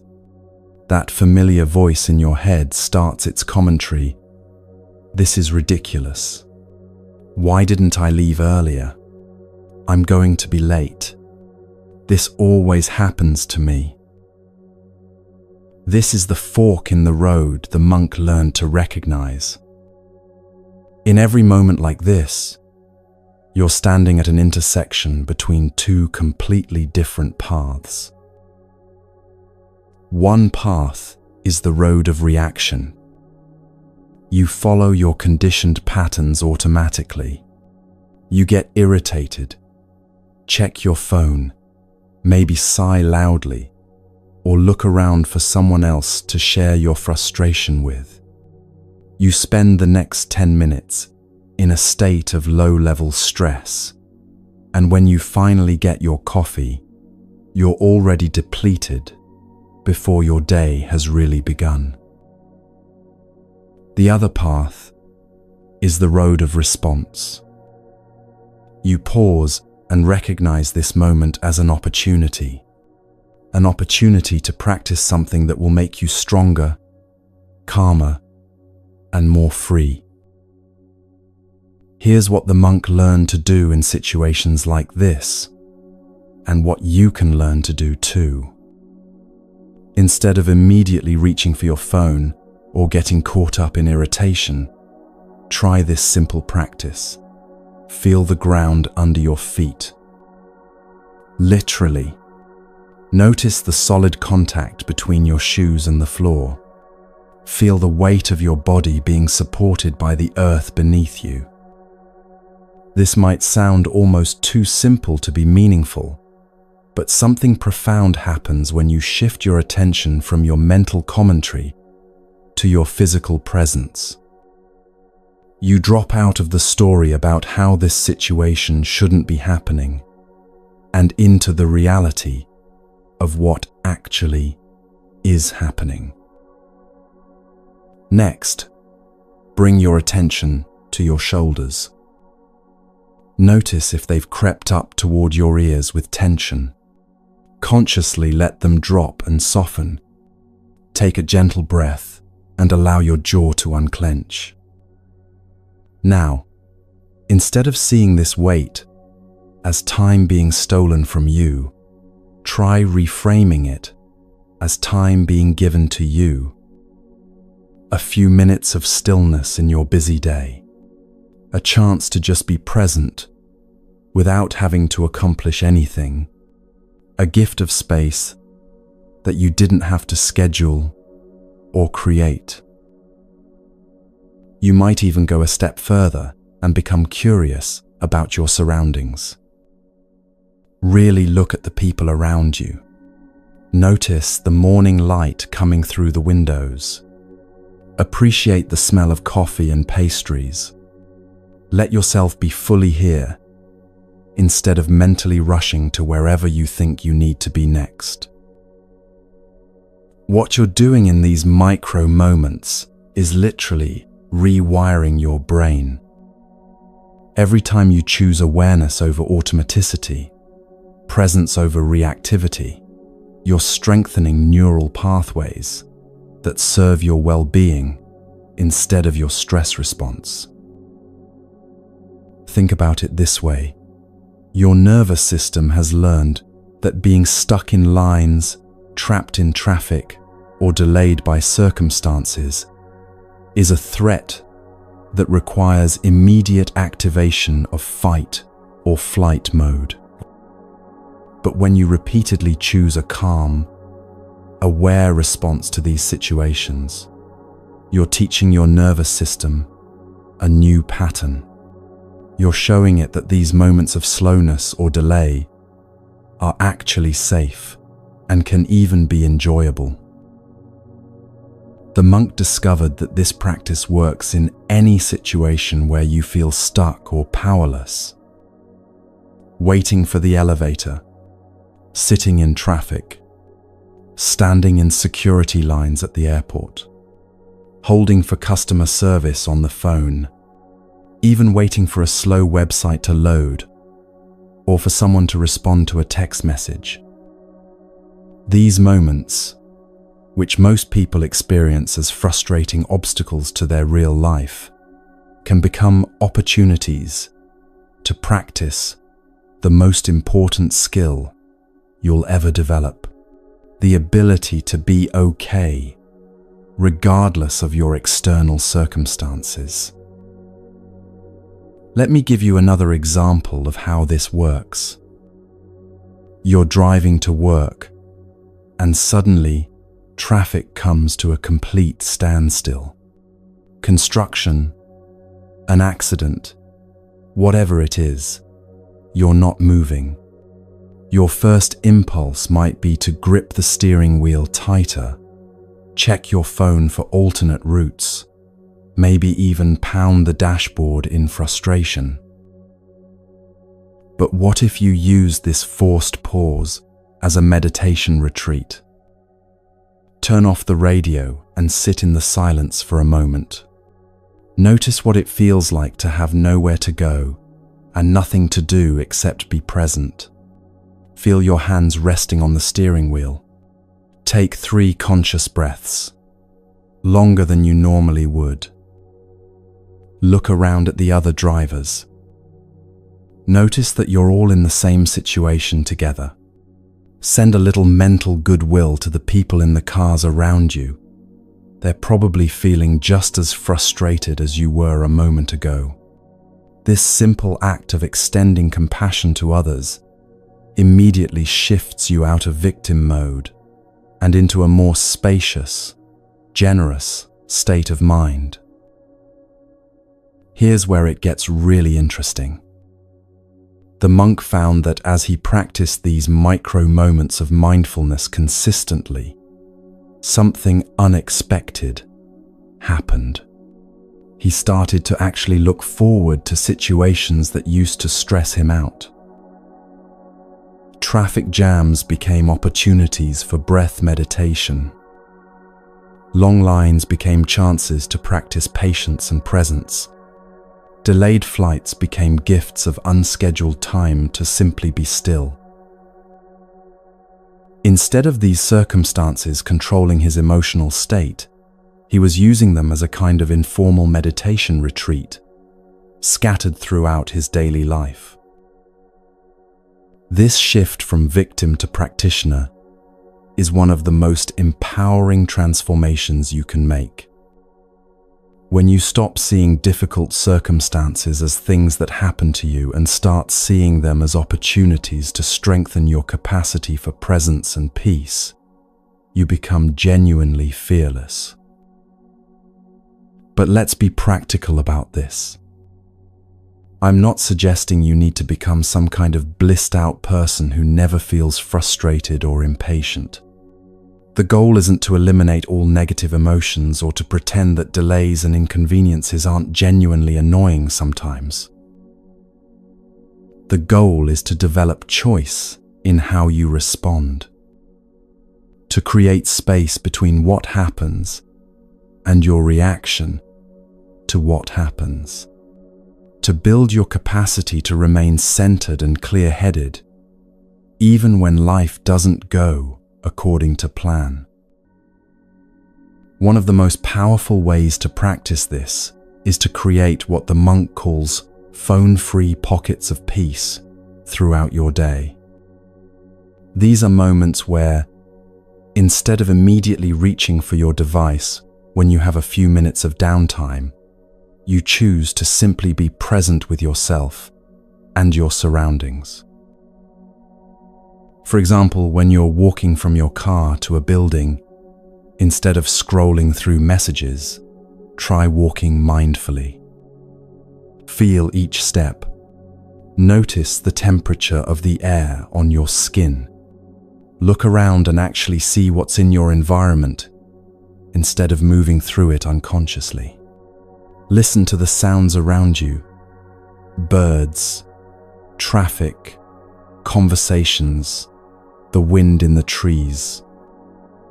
When you're waiting for an appointment, instead of diving into social media, try a few minutes of informal meditation. Close your eyes or soften your gaze and simply follow your breath. Notice what it feels like to not be consuming information for a few minutes.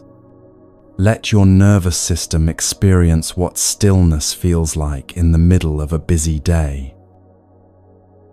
This isn't about demonizing technology or your phone. It's about reclaiming your agency over your own attention. Most of us have become so accustomed to constant stimulation that we've forgotten what it feels like to just be with ourselves without any entertainment or distraction. The monk discovered that our devices have trained us to expect immediate gratification and constant input. When there's a lull in activity, we automatically reach for our phones, not because we have anything specific we need to check, but because silence and stillness have become uncomfortable. We've lost the ability to be bored, to daydream, to let our minds wander naturally. But here's what he found. Those moments of unstimulated presence are where your deepest creativity, insight, and peace emerge. When you're constantly feeding your mind information, there's no space for wisdom to arise. When you're always responding to external input, there's no opportunity to hear your own inner guidance. Try this experiment for just one day. Notice how many times you reach for your phone when you have a moment of downtime. Don't judge yourself for it. Just become aware of the impulse. Then, once in a while, choose not to pick it up.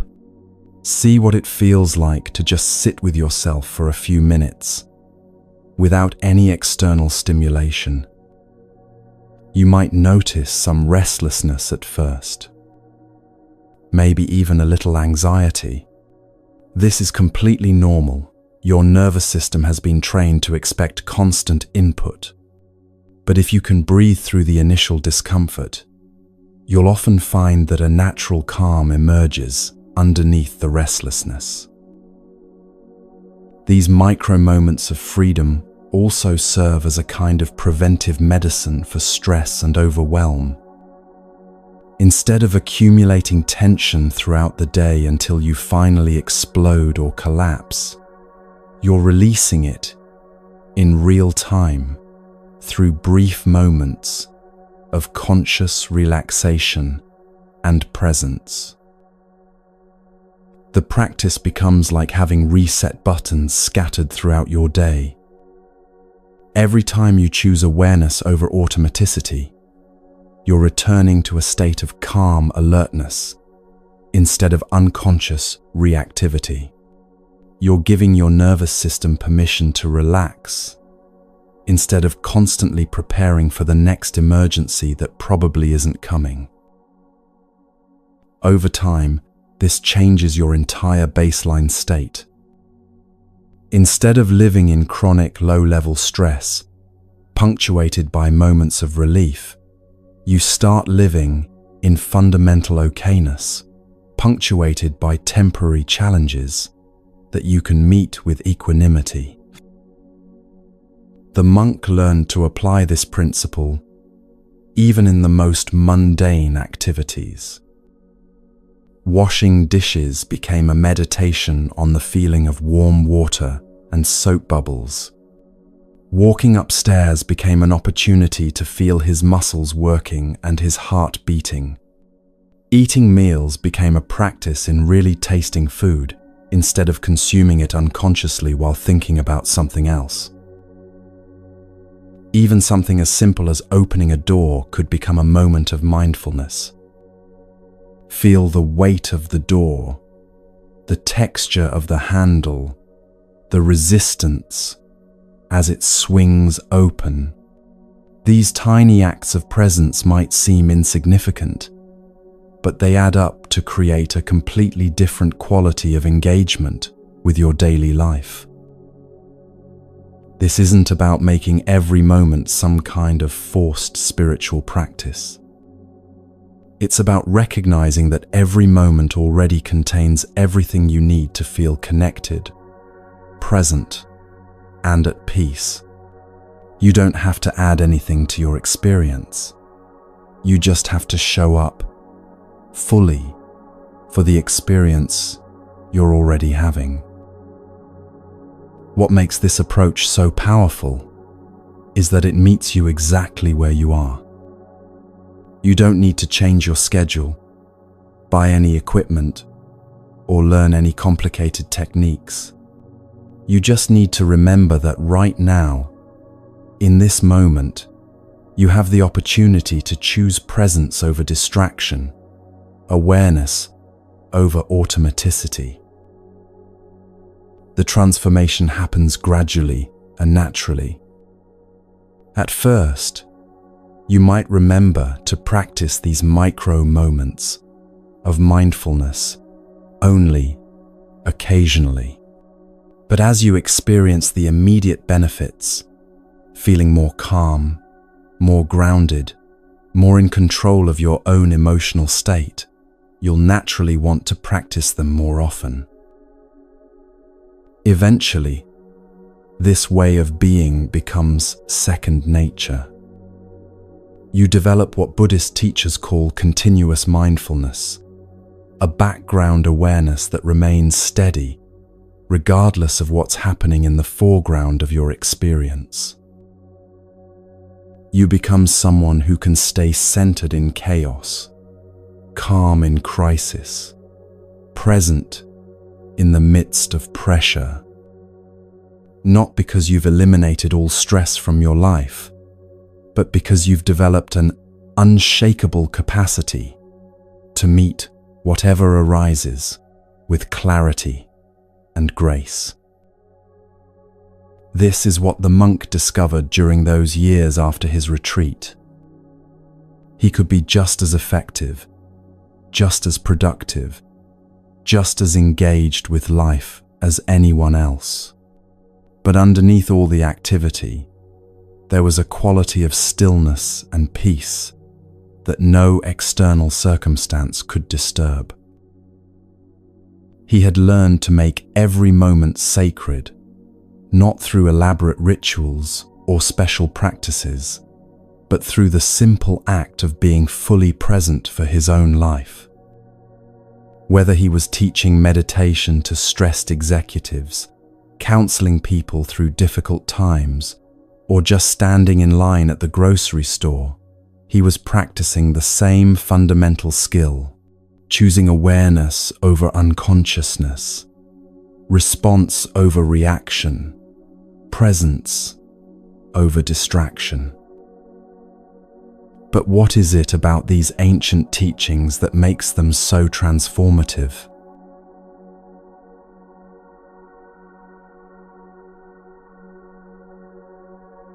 "2,500 years ago, a prince named Siddhartha discovered something that would revolutionize how we understand the human mind and its capacity for both suffering and liberation.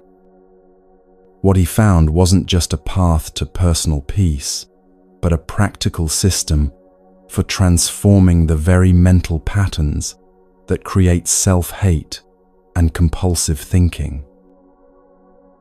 Today, some of the world's most successful leaders have quietly turned to these ancient teachings.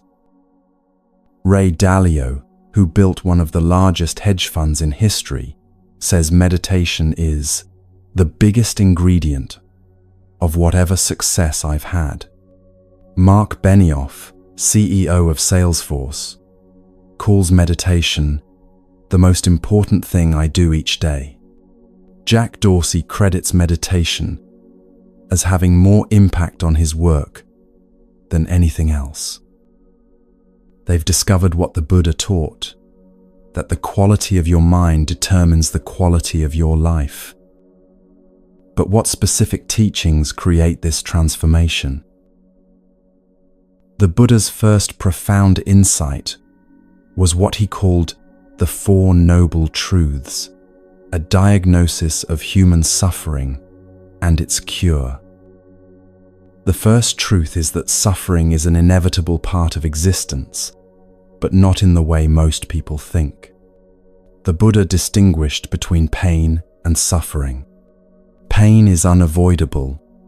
We all experience illness, aging, loss, and death. But suffering is optional.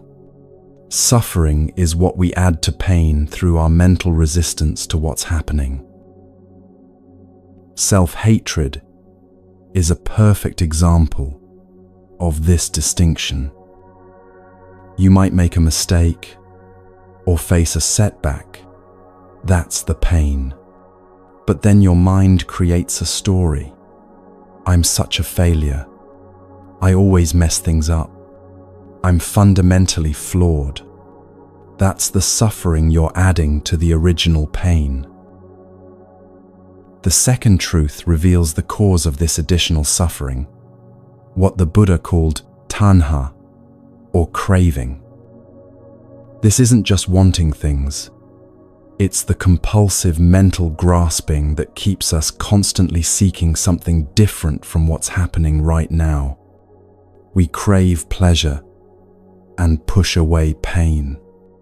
We crave certainty and resist uncertainty. We crave a perfect version of ourselves and attack the imperfect version we think we are. Overthinking is craving inaction. Your mind becomes convinced that if it just thinks hard enough, analyzes long enough, worries thoroughly enough, it can control outcomes and eliminate uncertainty. But this mental churning creates the very anxiety it's trying to solve. The third truth offers hope. This suffering can end. Not through getting everything you want or becoming a perfect person, but through transforming your relationship with wanting itself. The fourth truth provides the path, what Buddhism calls the Noble Eightfold Path. But rather than 8 separate practices, this is really 8 aspects of living with wisdom, ethical conduct, and mental discipline. One of the most relevant aspects for modern minds is what the Buddha called right effort. This teaching directly addresses the exhausting internal warfare that characterizes self-hatred and compulsive thinking. Right effort isn't about trying harder or forcing yourself to be different. It's about learning the difference between skillful effort and unskillful effort. Skillful effort is like tending a garden, providing the right conditions for growth without trying to force plants to bloom faster. Unskillful effort is like yanking on flowers to make them grow taller. Most people approach their mental problems with unskillful effort. They try to force themselves to stop thinking negative thoughts, to immediately feel better, to become enlightened quickly. This creates more tension and resistance, not less. Steve Jobs, who practiced Zen Buddhism throughout his career, understood this principle deeply. He said, "If you try to calm the mind, it only makes it worse. But over time, it does calm." His minimalist design philosophy reflected this understanding. He removed complexity not by force, but by patiently discerning what was essential. Another aspect of the Eightfold Path that directly transforms self-hatred is right speech. But this includes how you speak to yourself.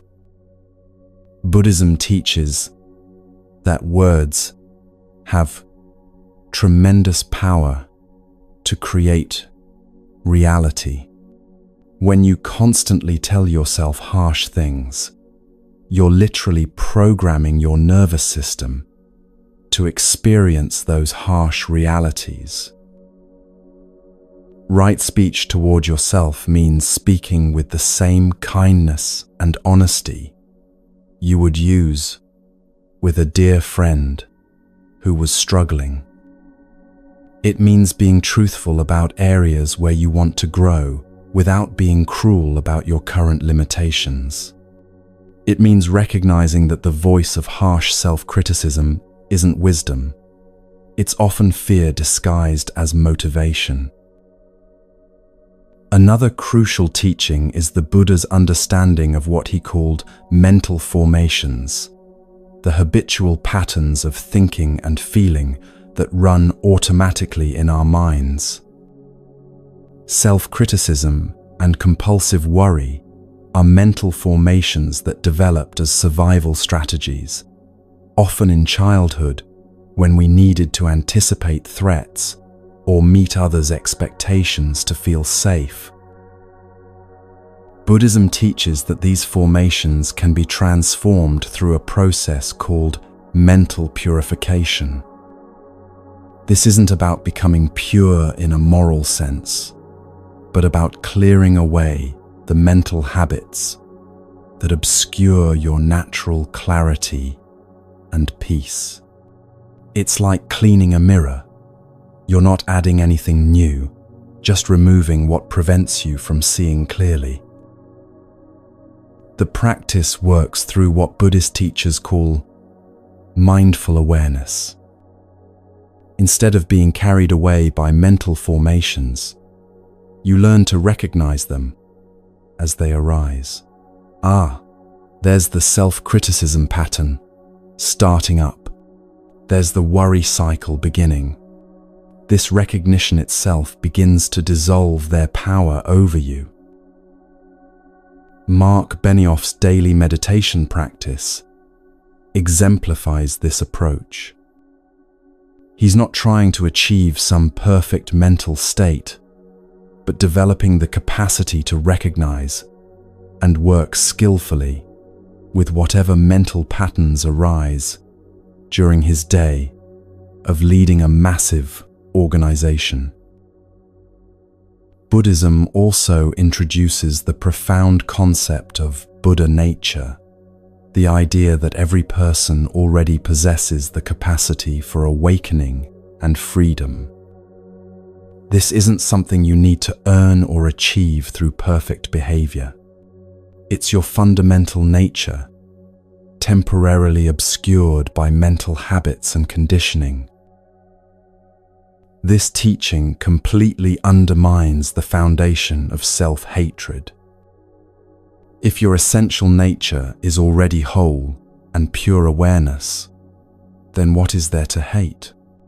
The parts of yourself you judge so harshly are simply temporary clouds passing through the vast sky of your true nature. You can work on changing behaviors or developing skills without attacking your basic worthiness as a human being.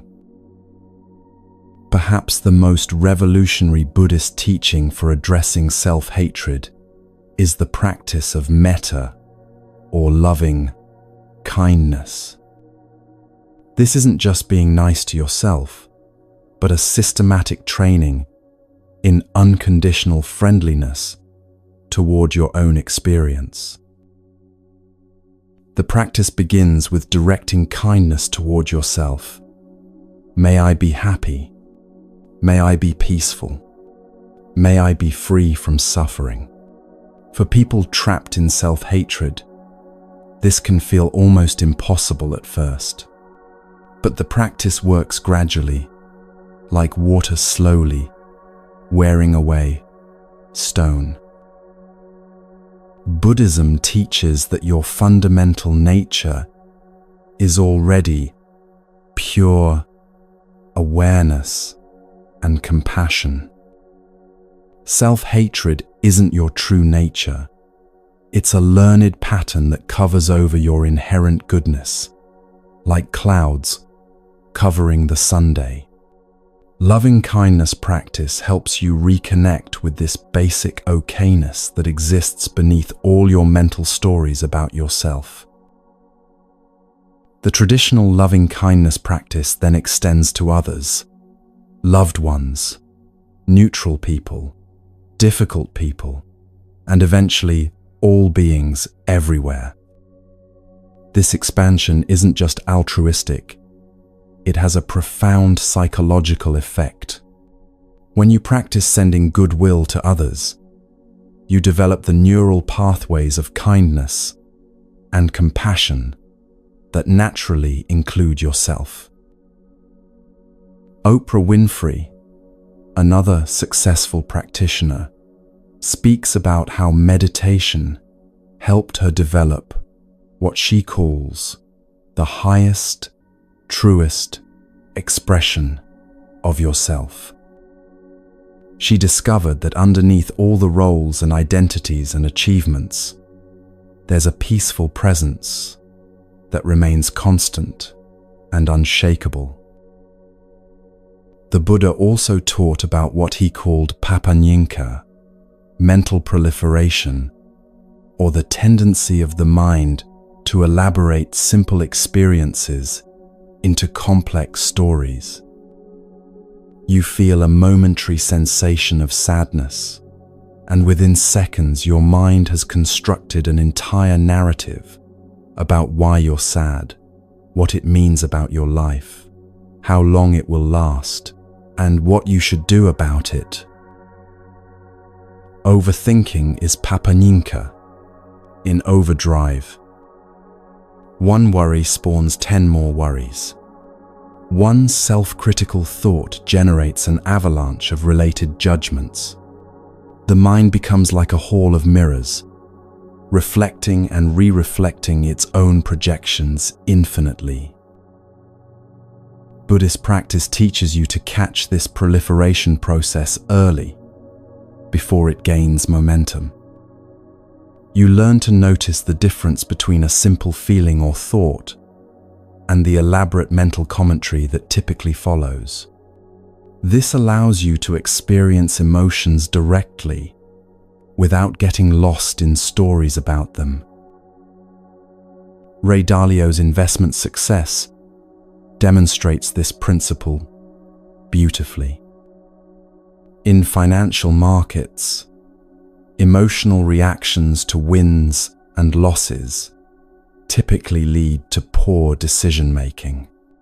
His meditation practice helped him develop the capacity to experience the feelings that come with success and failure, without getting caught in emotional narratives that would cloud his judgment.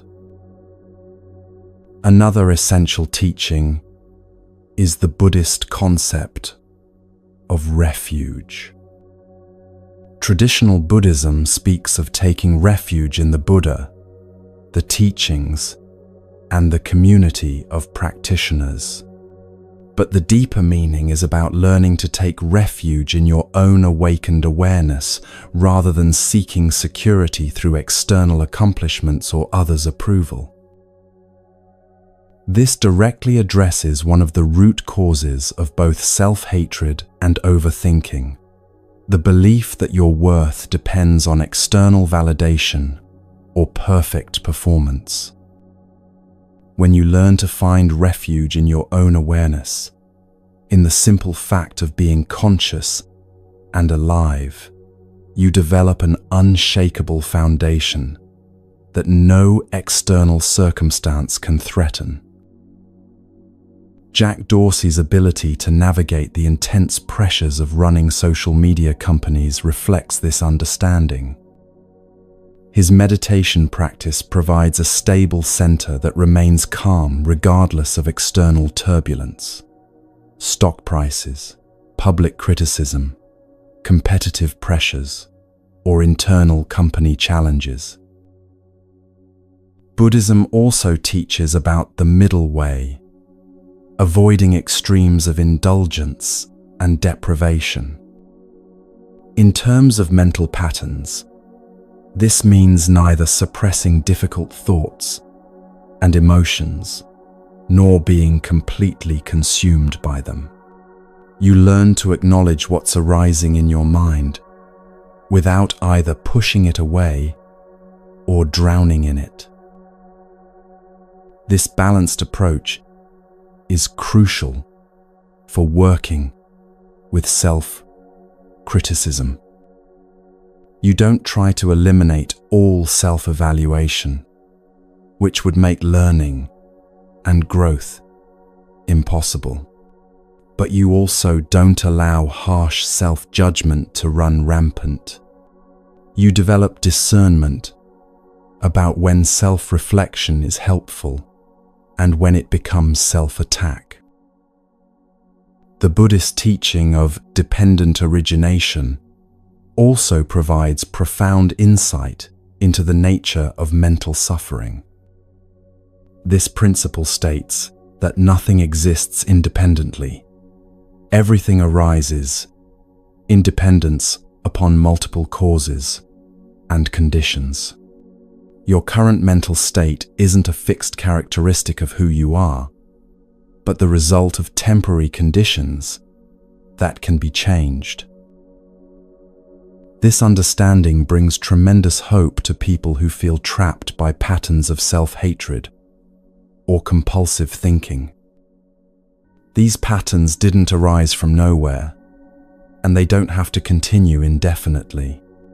By changing the mental and emotional conditions that sustain them, you can transform even the most entrenched habits.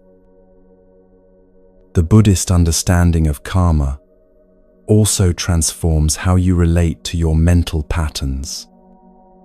Karma isn't about cosmic punishment or reward, but about the simple truth that actions have consequences. Mental actions, thoughts, attitudes, emotional habits create mental consequences. Self-hatred creates more self-hatred. Compassion creates more compassion. This understanding brings tremendous hope. If your current mental patterns were created through past mental actions, they can be transformed through different mental actions starting right now. Every moment offers the opportunity to plant seeds of kindness rather than seeds of criticism, awareness rather than confusion. Buddhist meditation also develops what teachers call equanimity, the capacity to remain balanced whether circumstances are pleasant or unpleasant. This doesn't mean becoming emotionally flat or indifferent. It means developing the inner stability to feel your emotions fully, without being overwhelmed by them or needing to immediately escape from them. For business leaders, this quality is invaluable.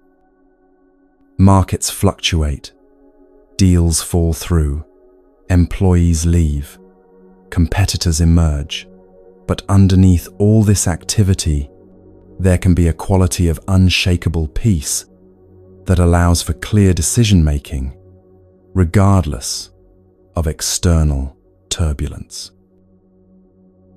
Perhaps most importantly, Buddhism teaches that liberation from mental suffering isn't a distant goal to achieve someday, but a capacity that can be accessed in any moment. Freedom isn't something you get. It's something you are when you stop creating mental prisons through unconscious thinking patterns. This is why successful leaders find Buddhist practices so practical. They're not seeking some mystical experience, but developing mental skills that have immediate practical applications. Clarity under pressure, emotional regulation during crises, the ability to make decisions without being clouded by personal reactivity. The monk discovered that when you combine these teachings with consistent practice, something remarkable happens. The mental patterns that once seemed solid and permanent reveal themselves to be fluid and workable. Self-hatred loses its grip when you stop feeding it with belief and attention. Overthinking naturally settles when you stop trying to solve every problem through mental analysis. You don't become perfect or problem-free, but you develop what Buddhist teachers call mental sovereignty, the capacity to remain free and aware regardless of what thoughts and emotions are passing through your consciousness. You become the sky that can contain any weather without being disturbed by it. These ancient teachings offer something that no amount of external success can provide: genuine inner peace that doesn't depend on circumstances. When you have this foundation, you can pursue your goals with full energy while remaining fundamentally okay whether you achieve them or not. You can care deeply about outcomes while not being destroyed by setbacks. You can work hard for success while finding fulfillment in the present moment. Now let's make this yours.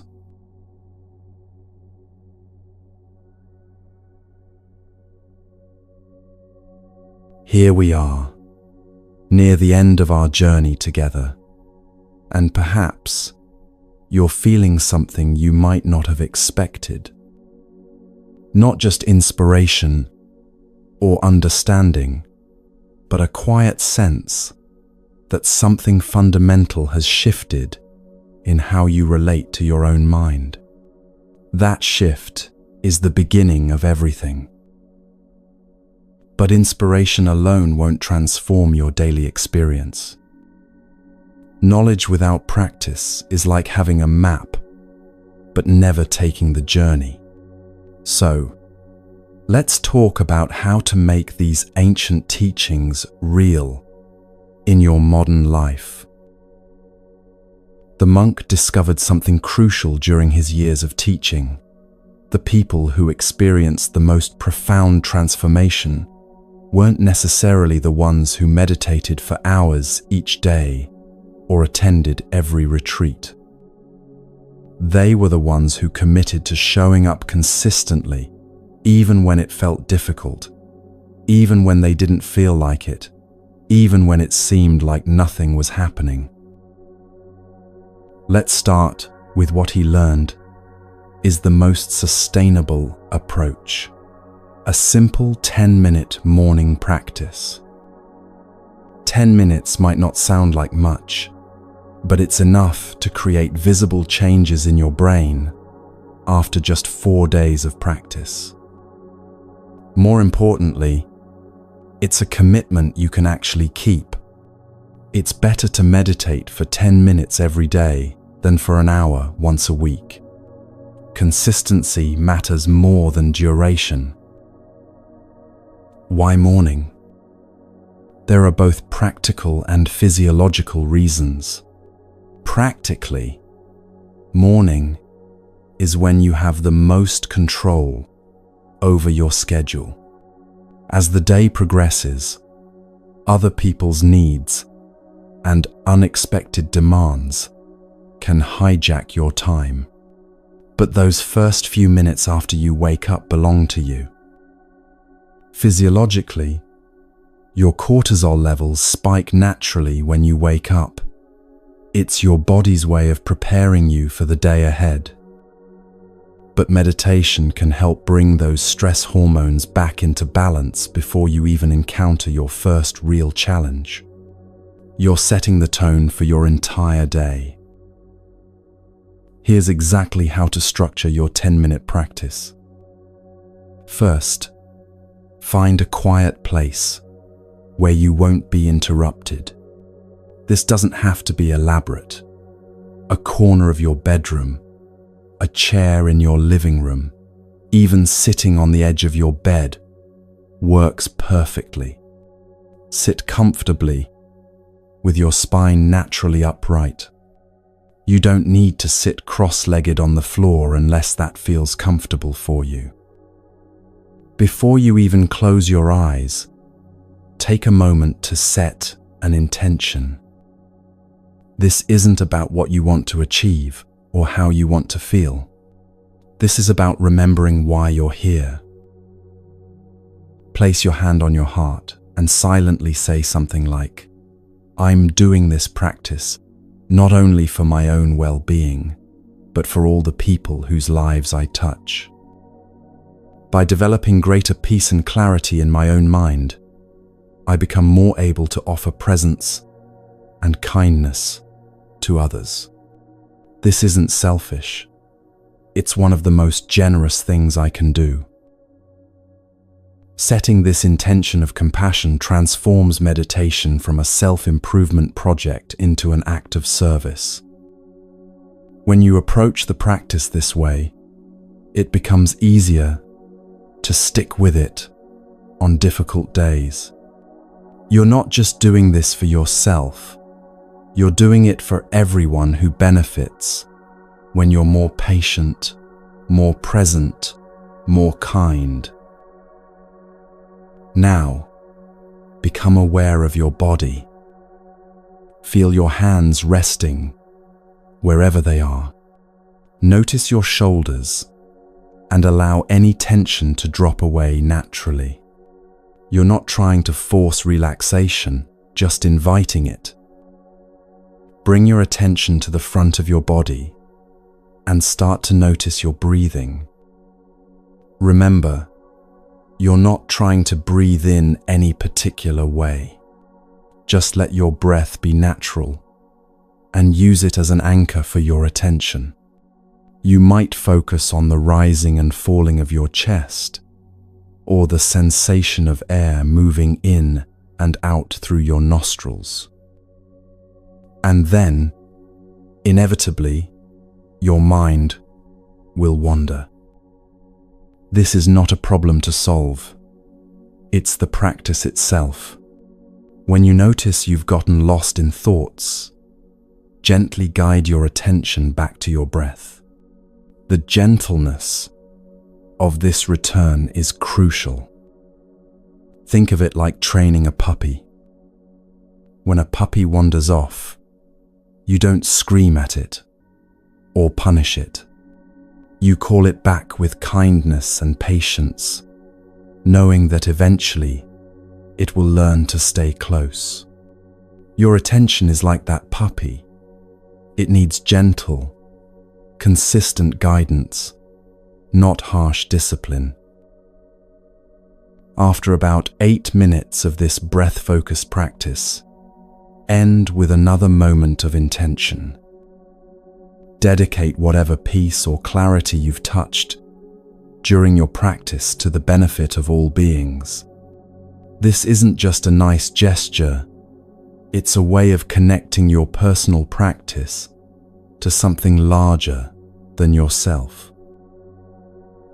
Now, let's address something that stops many people before they even begin: resistance. Your mind will offer you 1,000 reasons why you can't meditate today.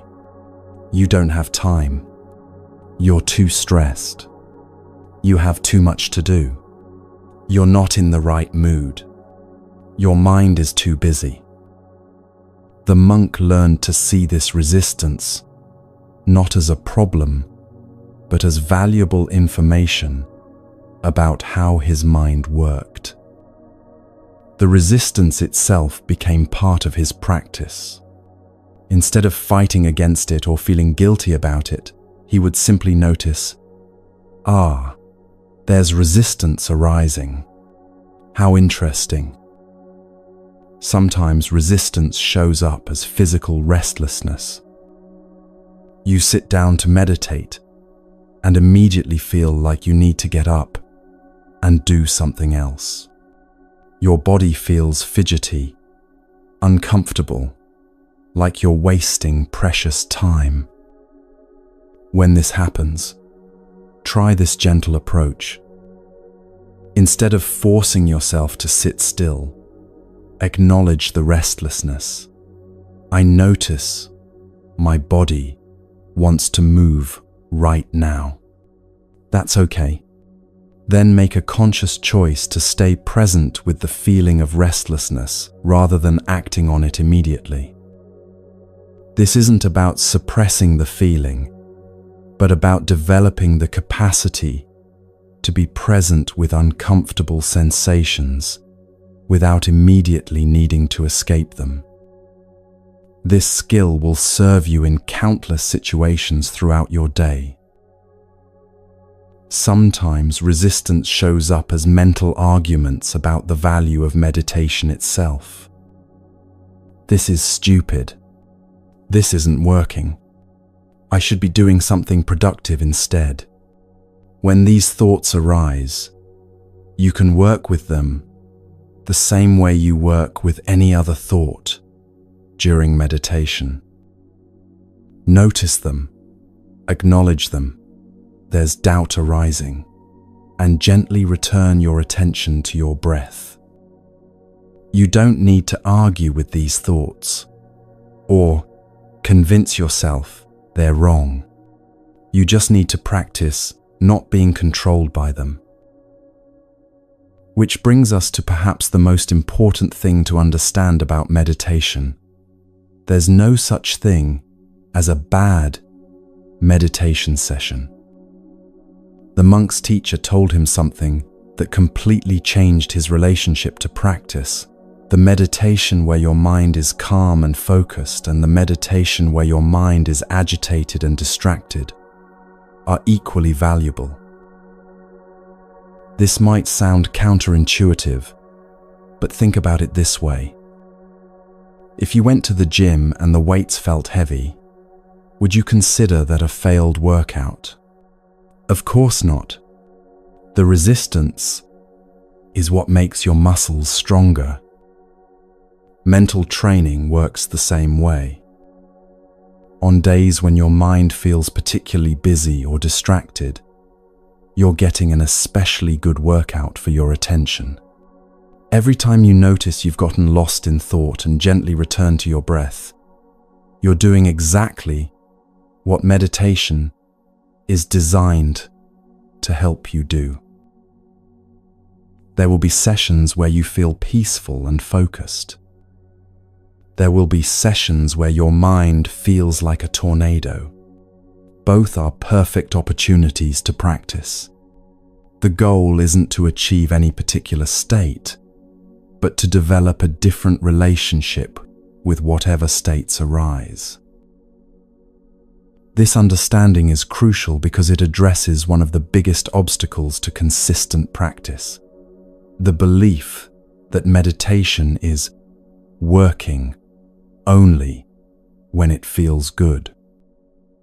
Many people quit after a few sessions because they expect to feel immediately calmer or more peaceful. When they don't experience that, they assume they're doing it wrong. But meditation isn't a feel-good practice in the way most people imagine. It's more like brushing your teeth. You don't brush your teeth because it feels amazing. You brush them because it's good for your health over time. The benefits accumulate gradually, often below the threshold of conscious awareness. You might not notice dramatic changes day to day, but after several weeks of consistent practice, you may realize that you're handling stress differently. That voice of self-criticism might be a little quieter. You might find yourself pausing before reacting in difficult situations. Small shifts that create profound changes in the quality of your daily experience. Building consistency without force requires what Buddhist teachers call intelligent effort. This means being strategic about removing obstacles to practice, rather than relying purely on willpower. Set yourself up for success by preparing everything the night before. Choose where you'll sit.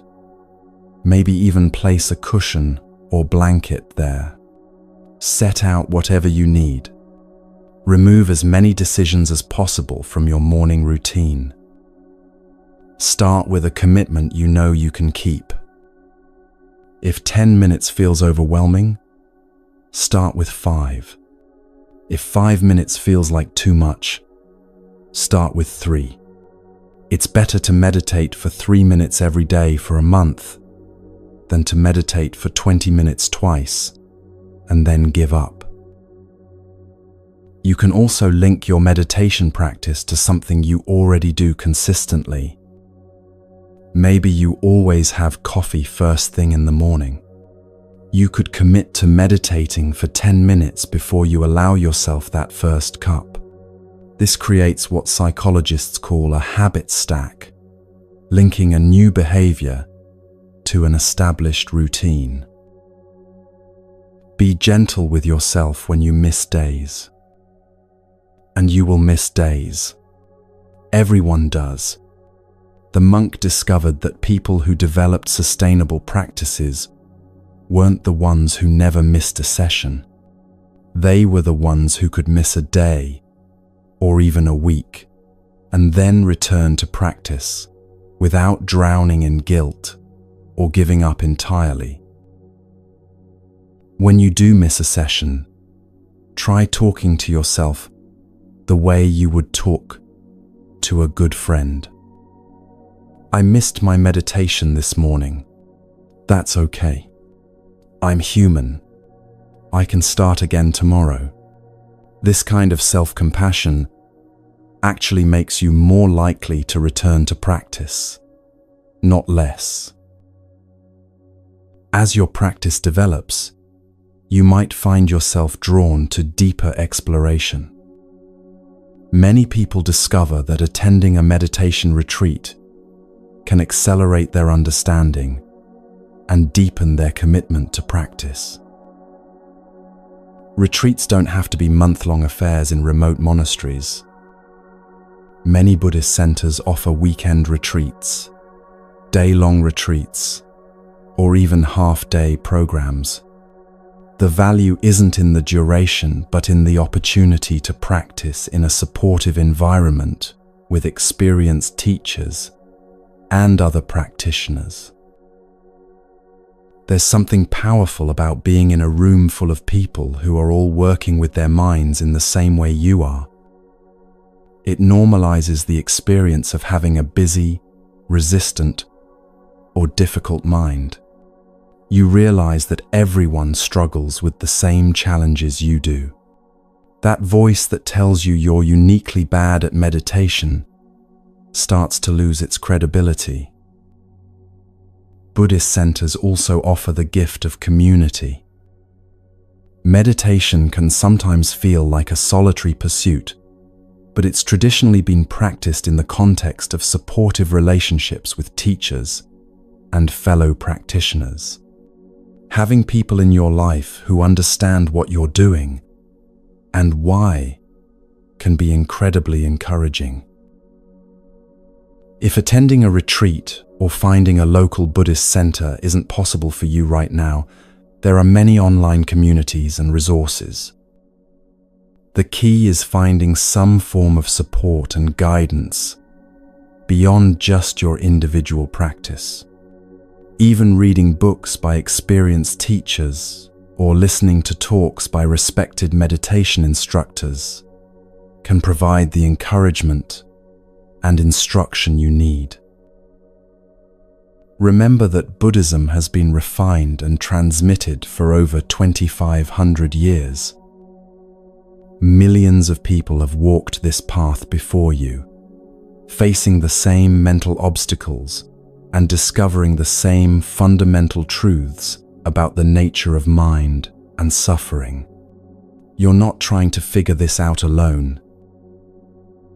The monk also learned the importance of bringing mindfulness into daily activities, not just formal sitting meditation. You can practice the same quality of present moment awareness while walking, eating, washing dishes, or waiting in line. These informal practices often feel more accessible than sitting meditation and can be just as transformative. Try this experiment. Choose one routine activity you do every day and commit to doing it mindfully for a week. Maybe it's brushing your teeth, making coffee, or walking to your car. Instead of letting your mind wander to the day ahead or yesterday's concerns, bring your full attention to the physical sensations and movements involved in the activity. Notice how this changes your experience of that activity. You might find that even mundane tasks become more interesting and satisfying when you're fully present for them. This is a taste of what it means to live meditatively. As we've explored throughout this journey, the ultimate goal isn't to become a perfect meditator or to achieve some special state of consciousness. The goal is to develop the capacity to be genuinely present for your own life, to meet whatever arises, joy or sorrow, success or failure, clarity or confusion, with awareness and compassion. The practices we've discussed are like tools in a toolkit. Different tools are useful for different situations. Sometimes you might need the focused attention of breath meditation. Sometimes you might need the gentle acceptance of loving-kindness practice. Sometimes you might need the spacious awareness that recognizes thoughts as clouds in the sky of consciousness. The monk discovered that as his practice matured, he relied less on formal techniques and more on a general quality of mindful presence that could be accessed anywhere, anytime. This is the fruition of practice, not becoming dependent on special conditions or methods, but developing an unshakable capacity for awareness that's always available. But this development happens gradually, organically, through consistent engagement with the practices rather than through forcing or striving. Trust the process. Trust your own capacity for growth and awakening.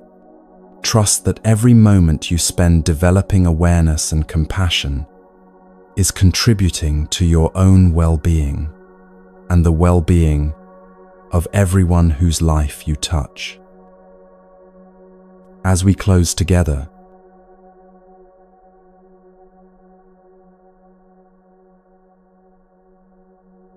here we are, you and I, at the end of this journey together. But perhaps end isn't quite the right word. What we've shared feels more like a beginning, the opening of a door that can never quite close again. Take a moment to notice where you are right now.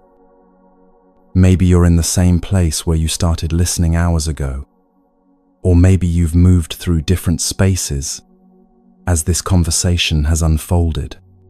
Either way, something has changed, not just in your understanding, but in the very quality of awareness that's present right now. Do you feel it?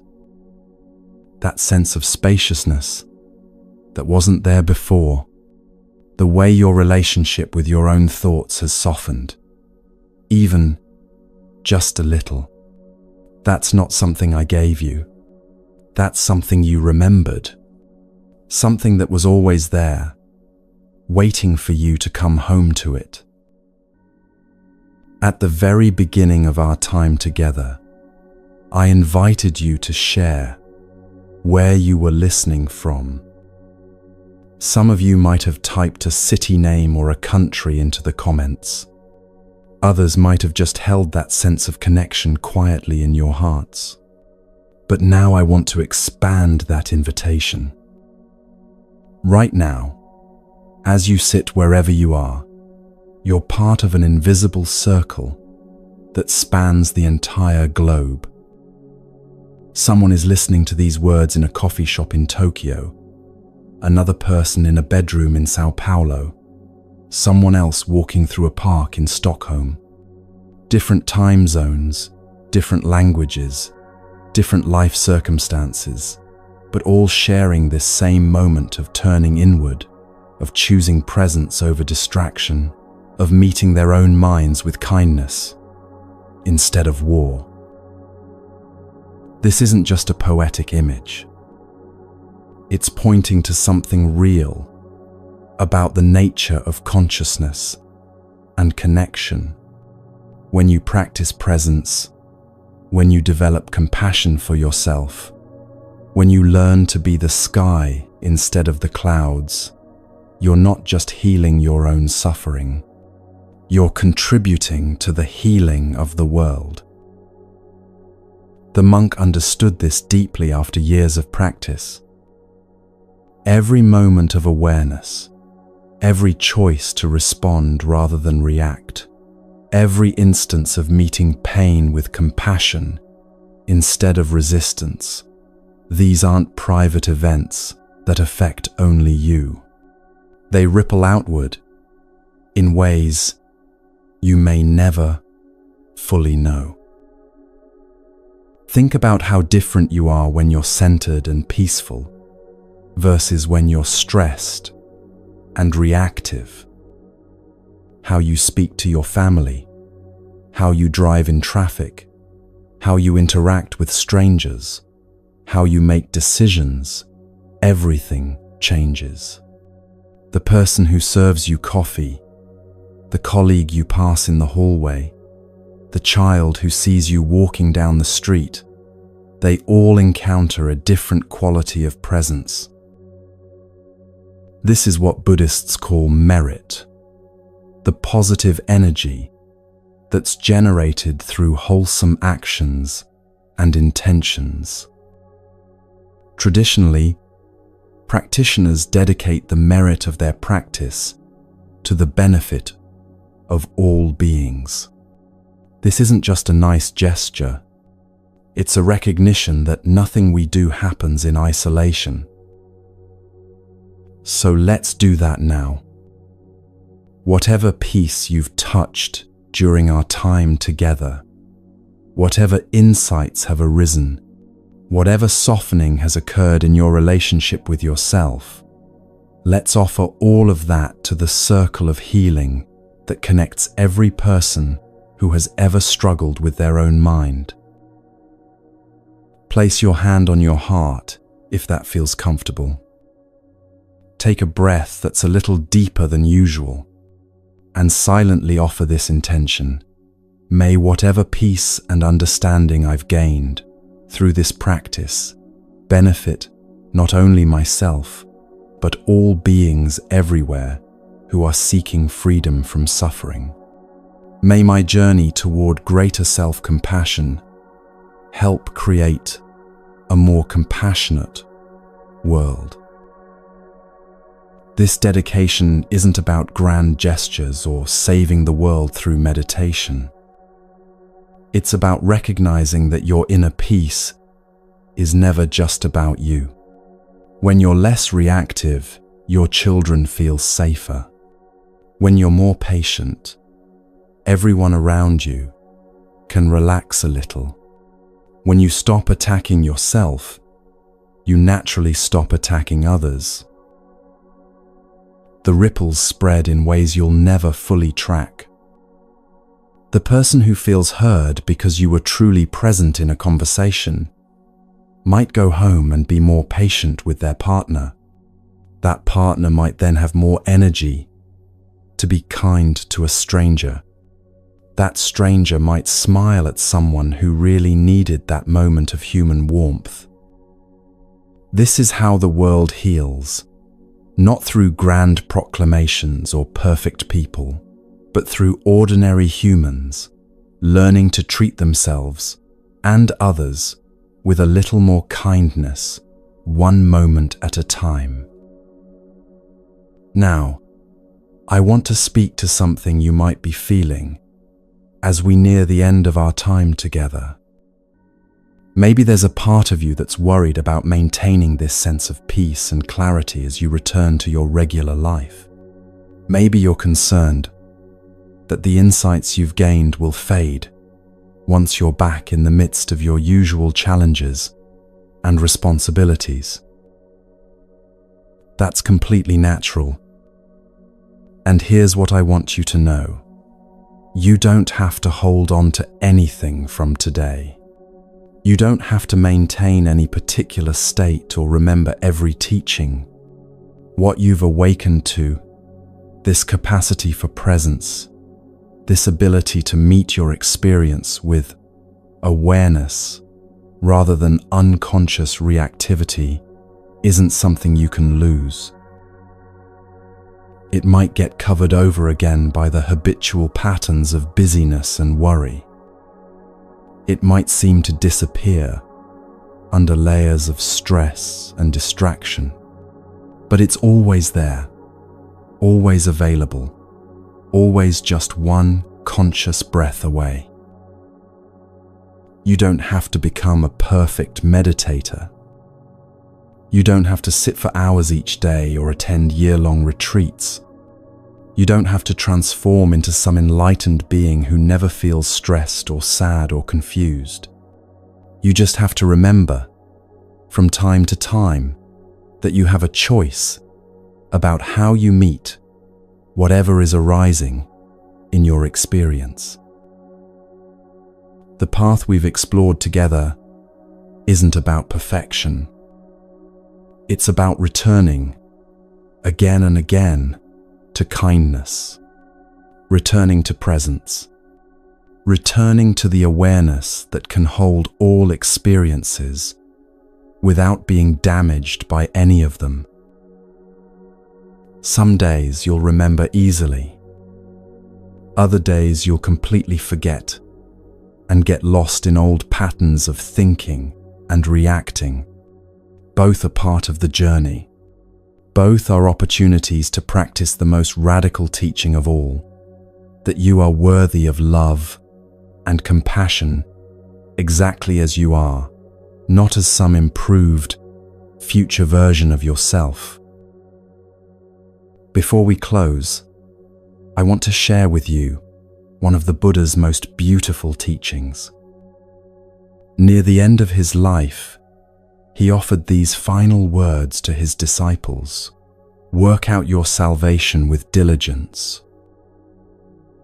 But the word that gets translated as salvation in English is actually mukti in Sanskrit, which means liberation or freedom. And diligence doesn't mean forcing or striving, but rather patient, gentle persistence. So what he was really saying is this: work out your freedom with patient, gentle persistence. Keep returning to presence. Keep choosing awareness over unconsciousness. Keep meeting your experience with kindness rather than violence. Not because you have to, but because this is how you come home to yourself. Now, let's rest together in a few moments of silence. Let your eyes close gently or soften your gaze downward. There's nothing you need to do except be here, exactly as you are. Feel your breath moving naturally in and out. Notice the space around your body, the air touching your skin. Let yourself settle into this moment with the same tenderness you might show to a beloved friend who's finally found their way home after a long journey. Rest in the awareness that you are not your thoughts. You are not your emotions. You are not your past or your future. You are the conscious presence that witnesses all of these experiences without being limited by any of them. This awareness is your refuge. It's always available. It never judges you. It never abandons you.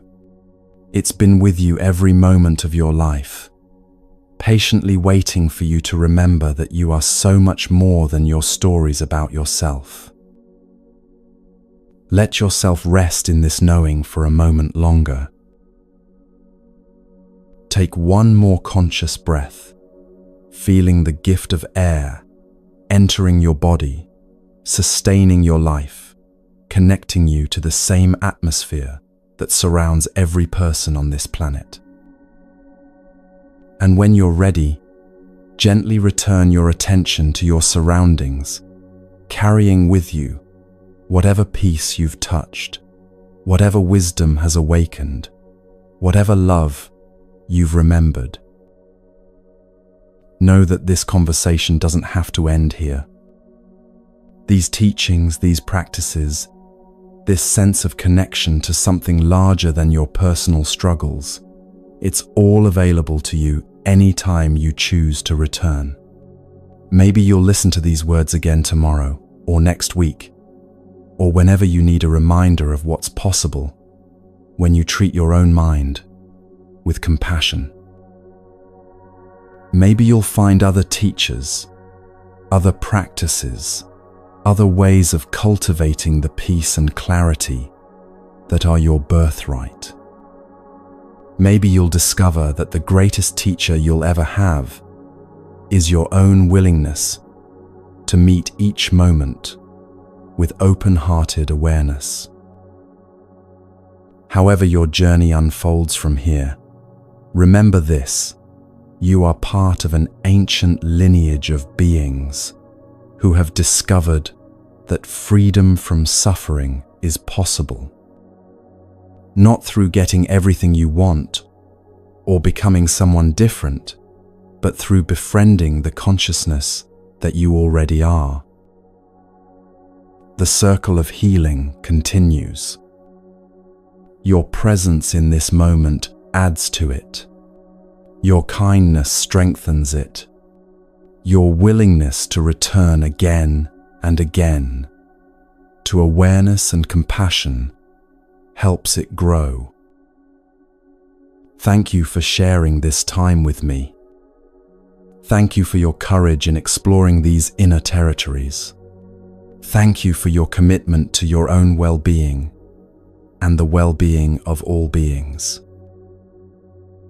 Until we meet again,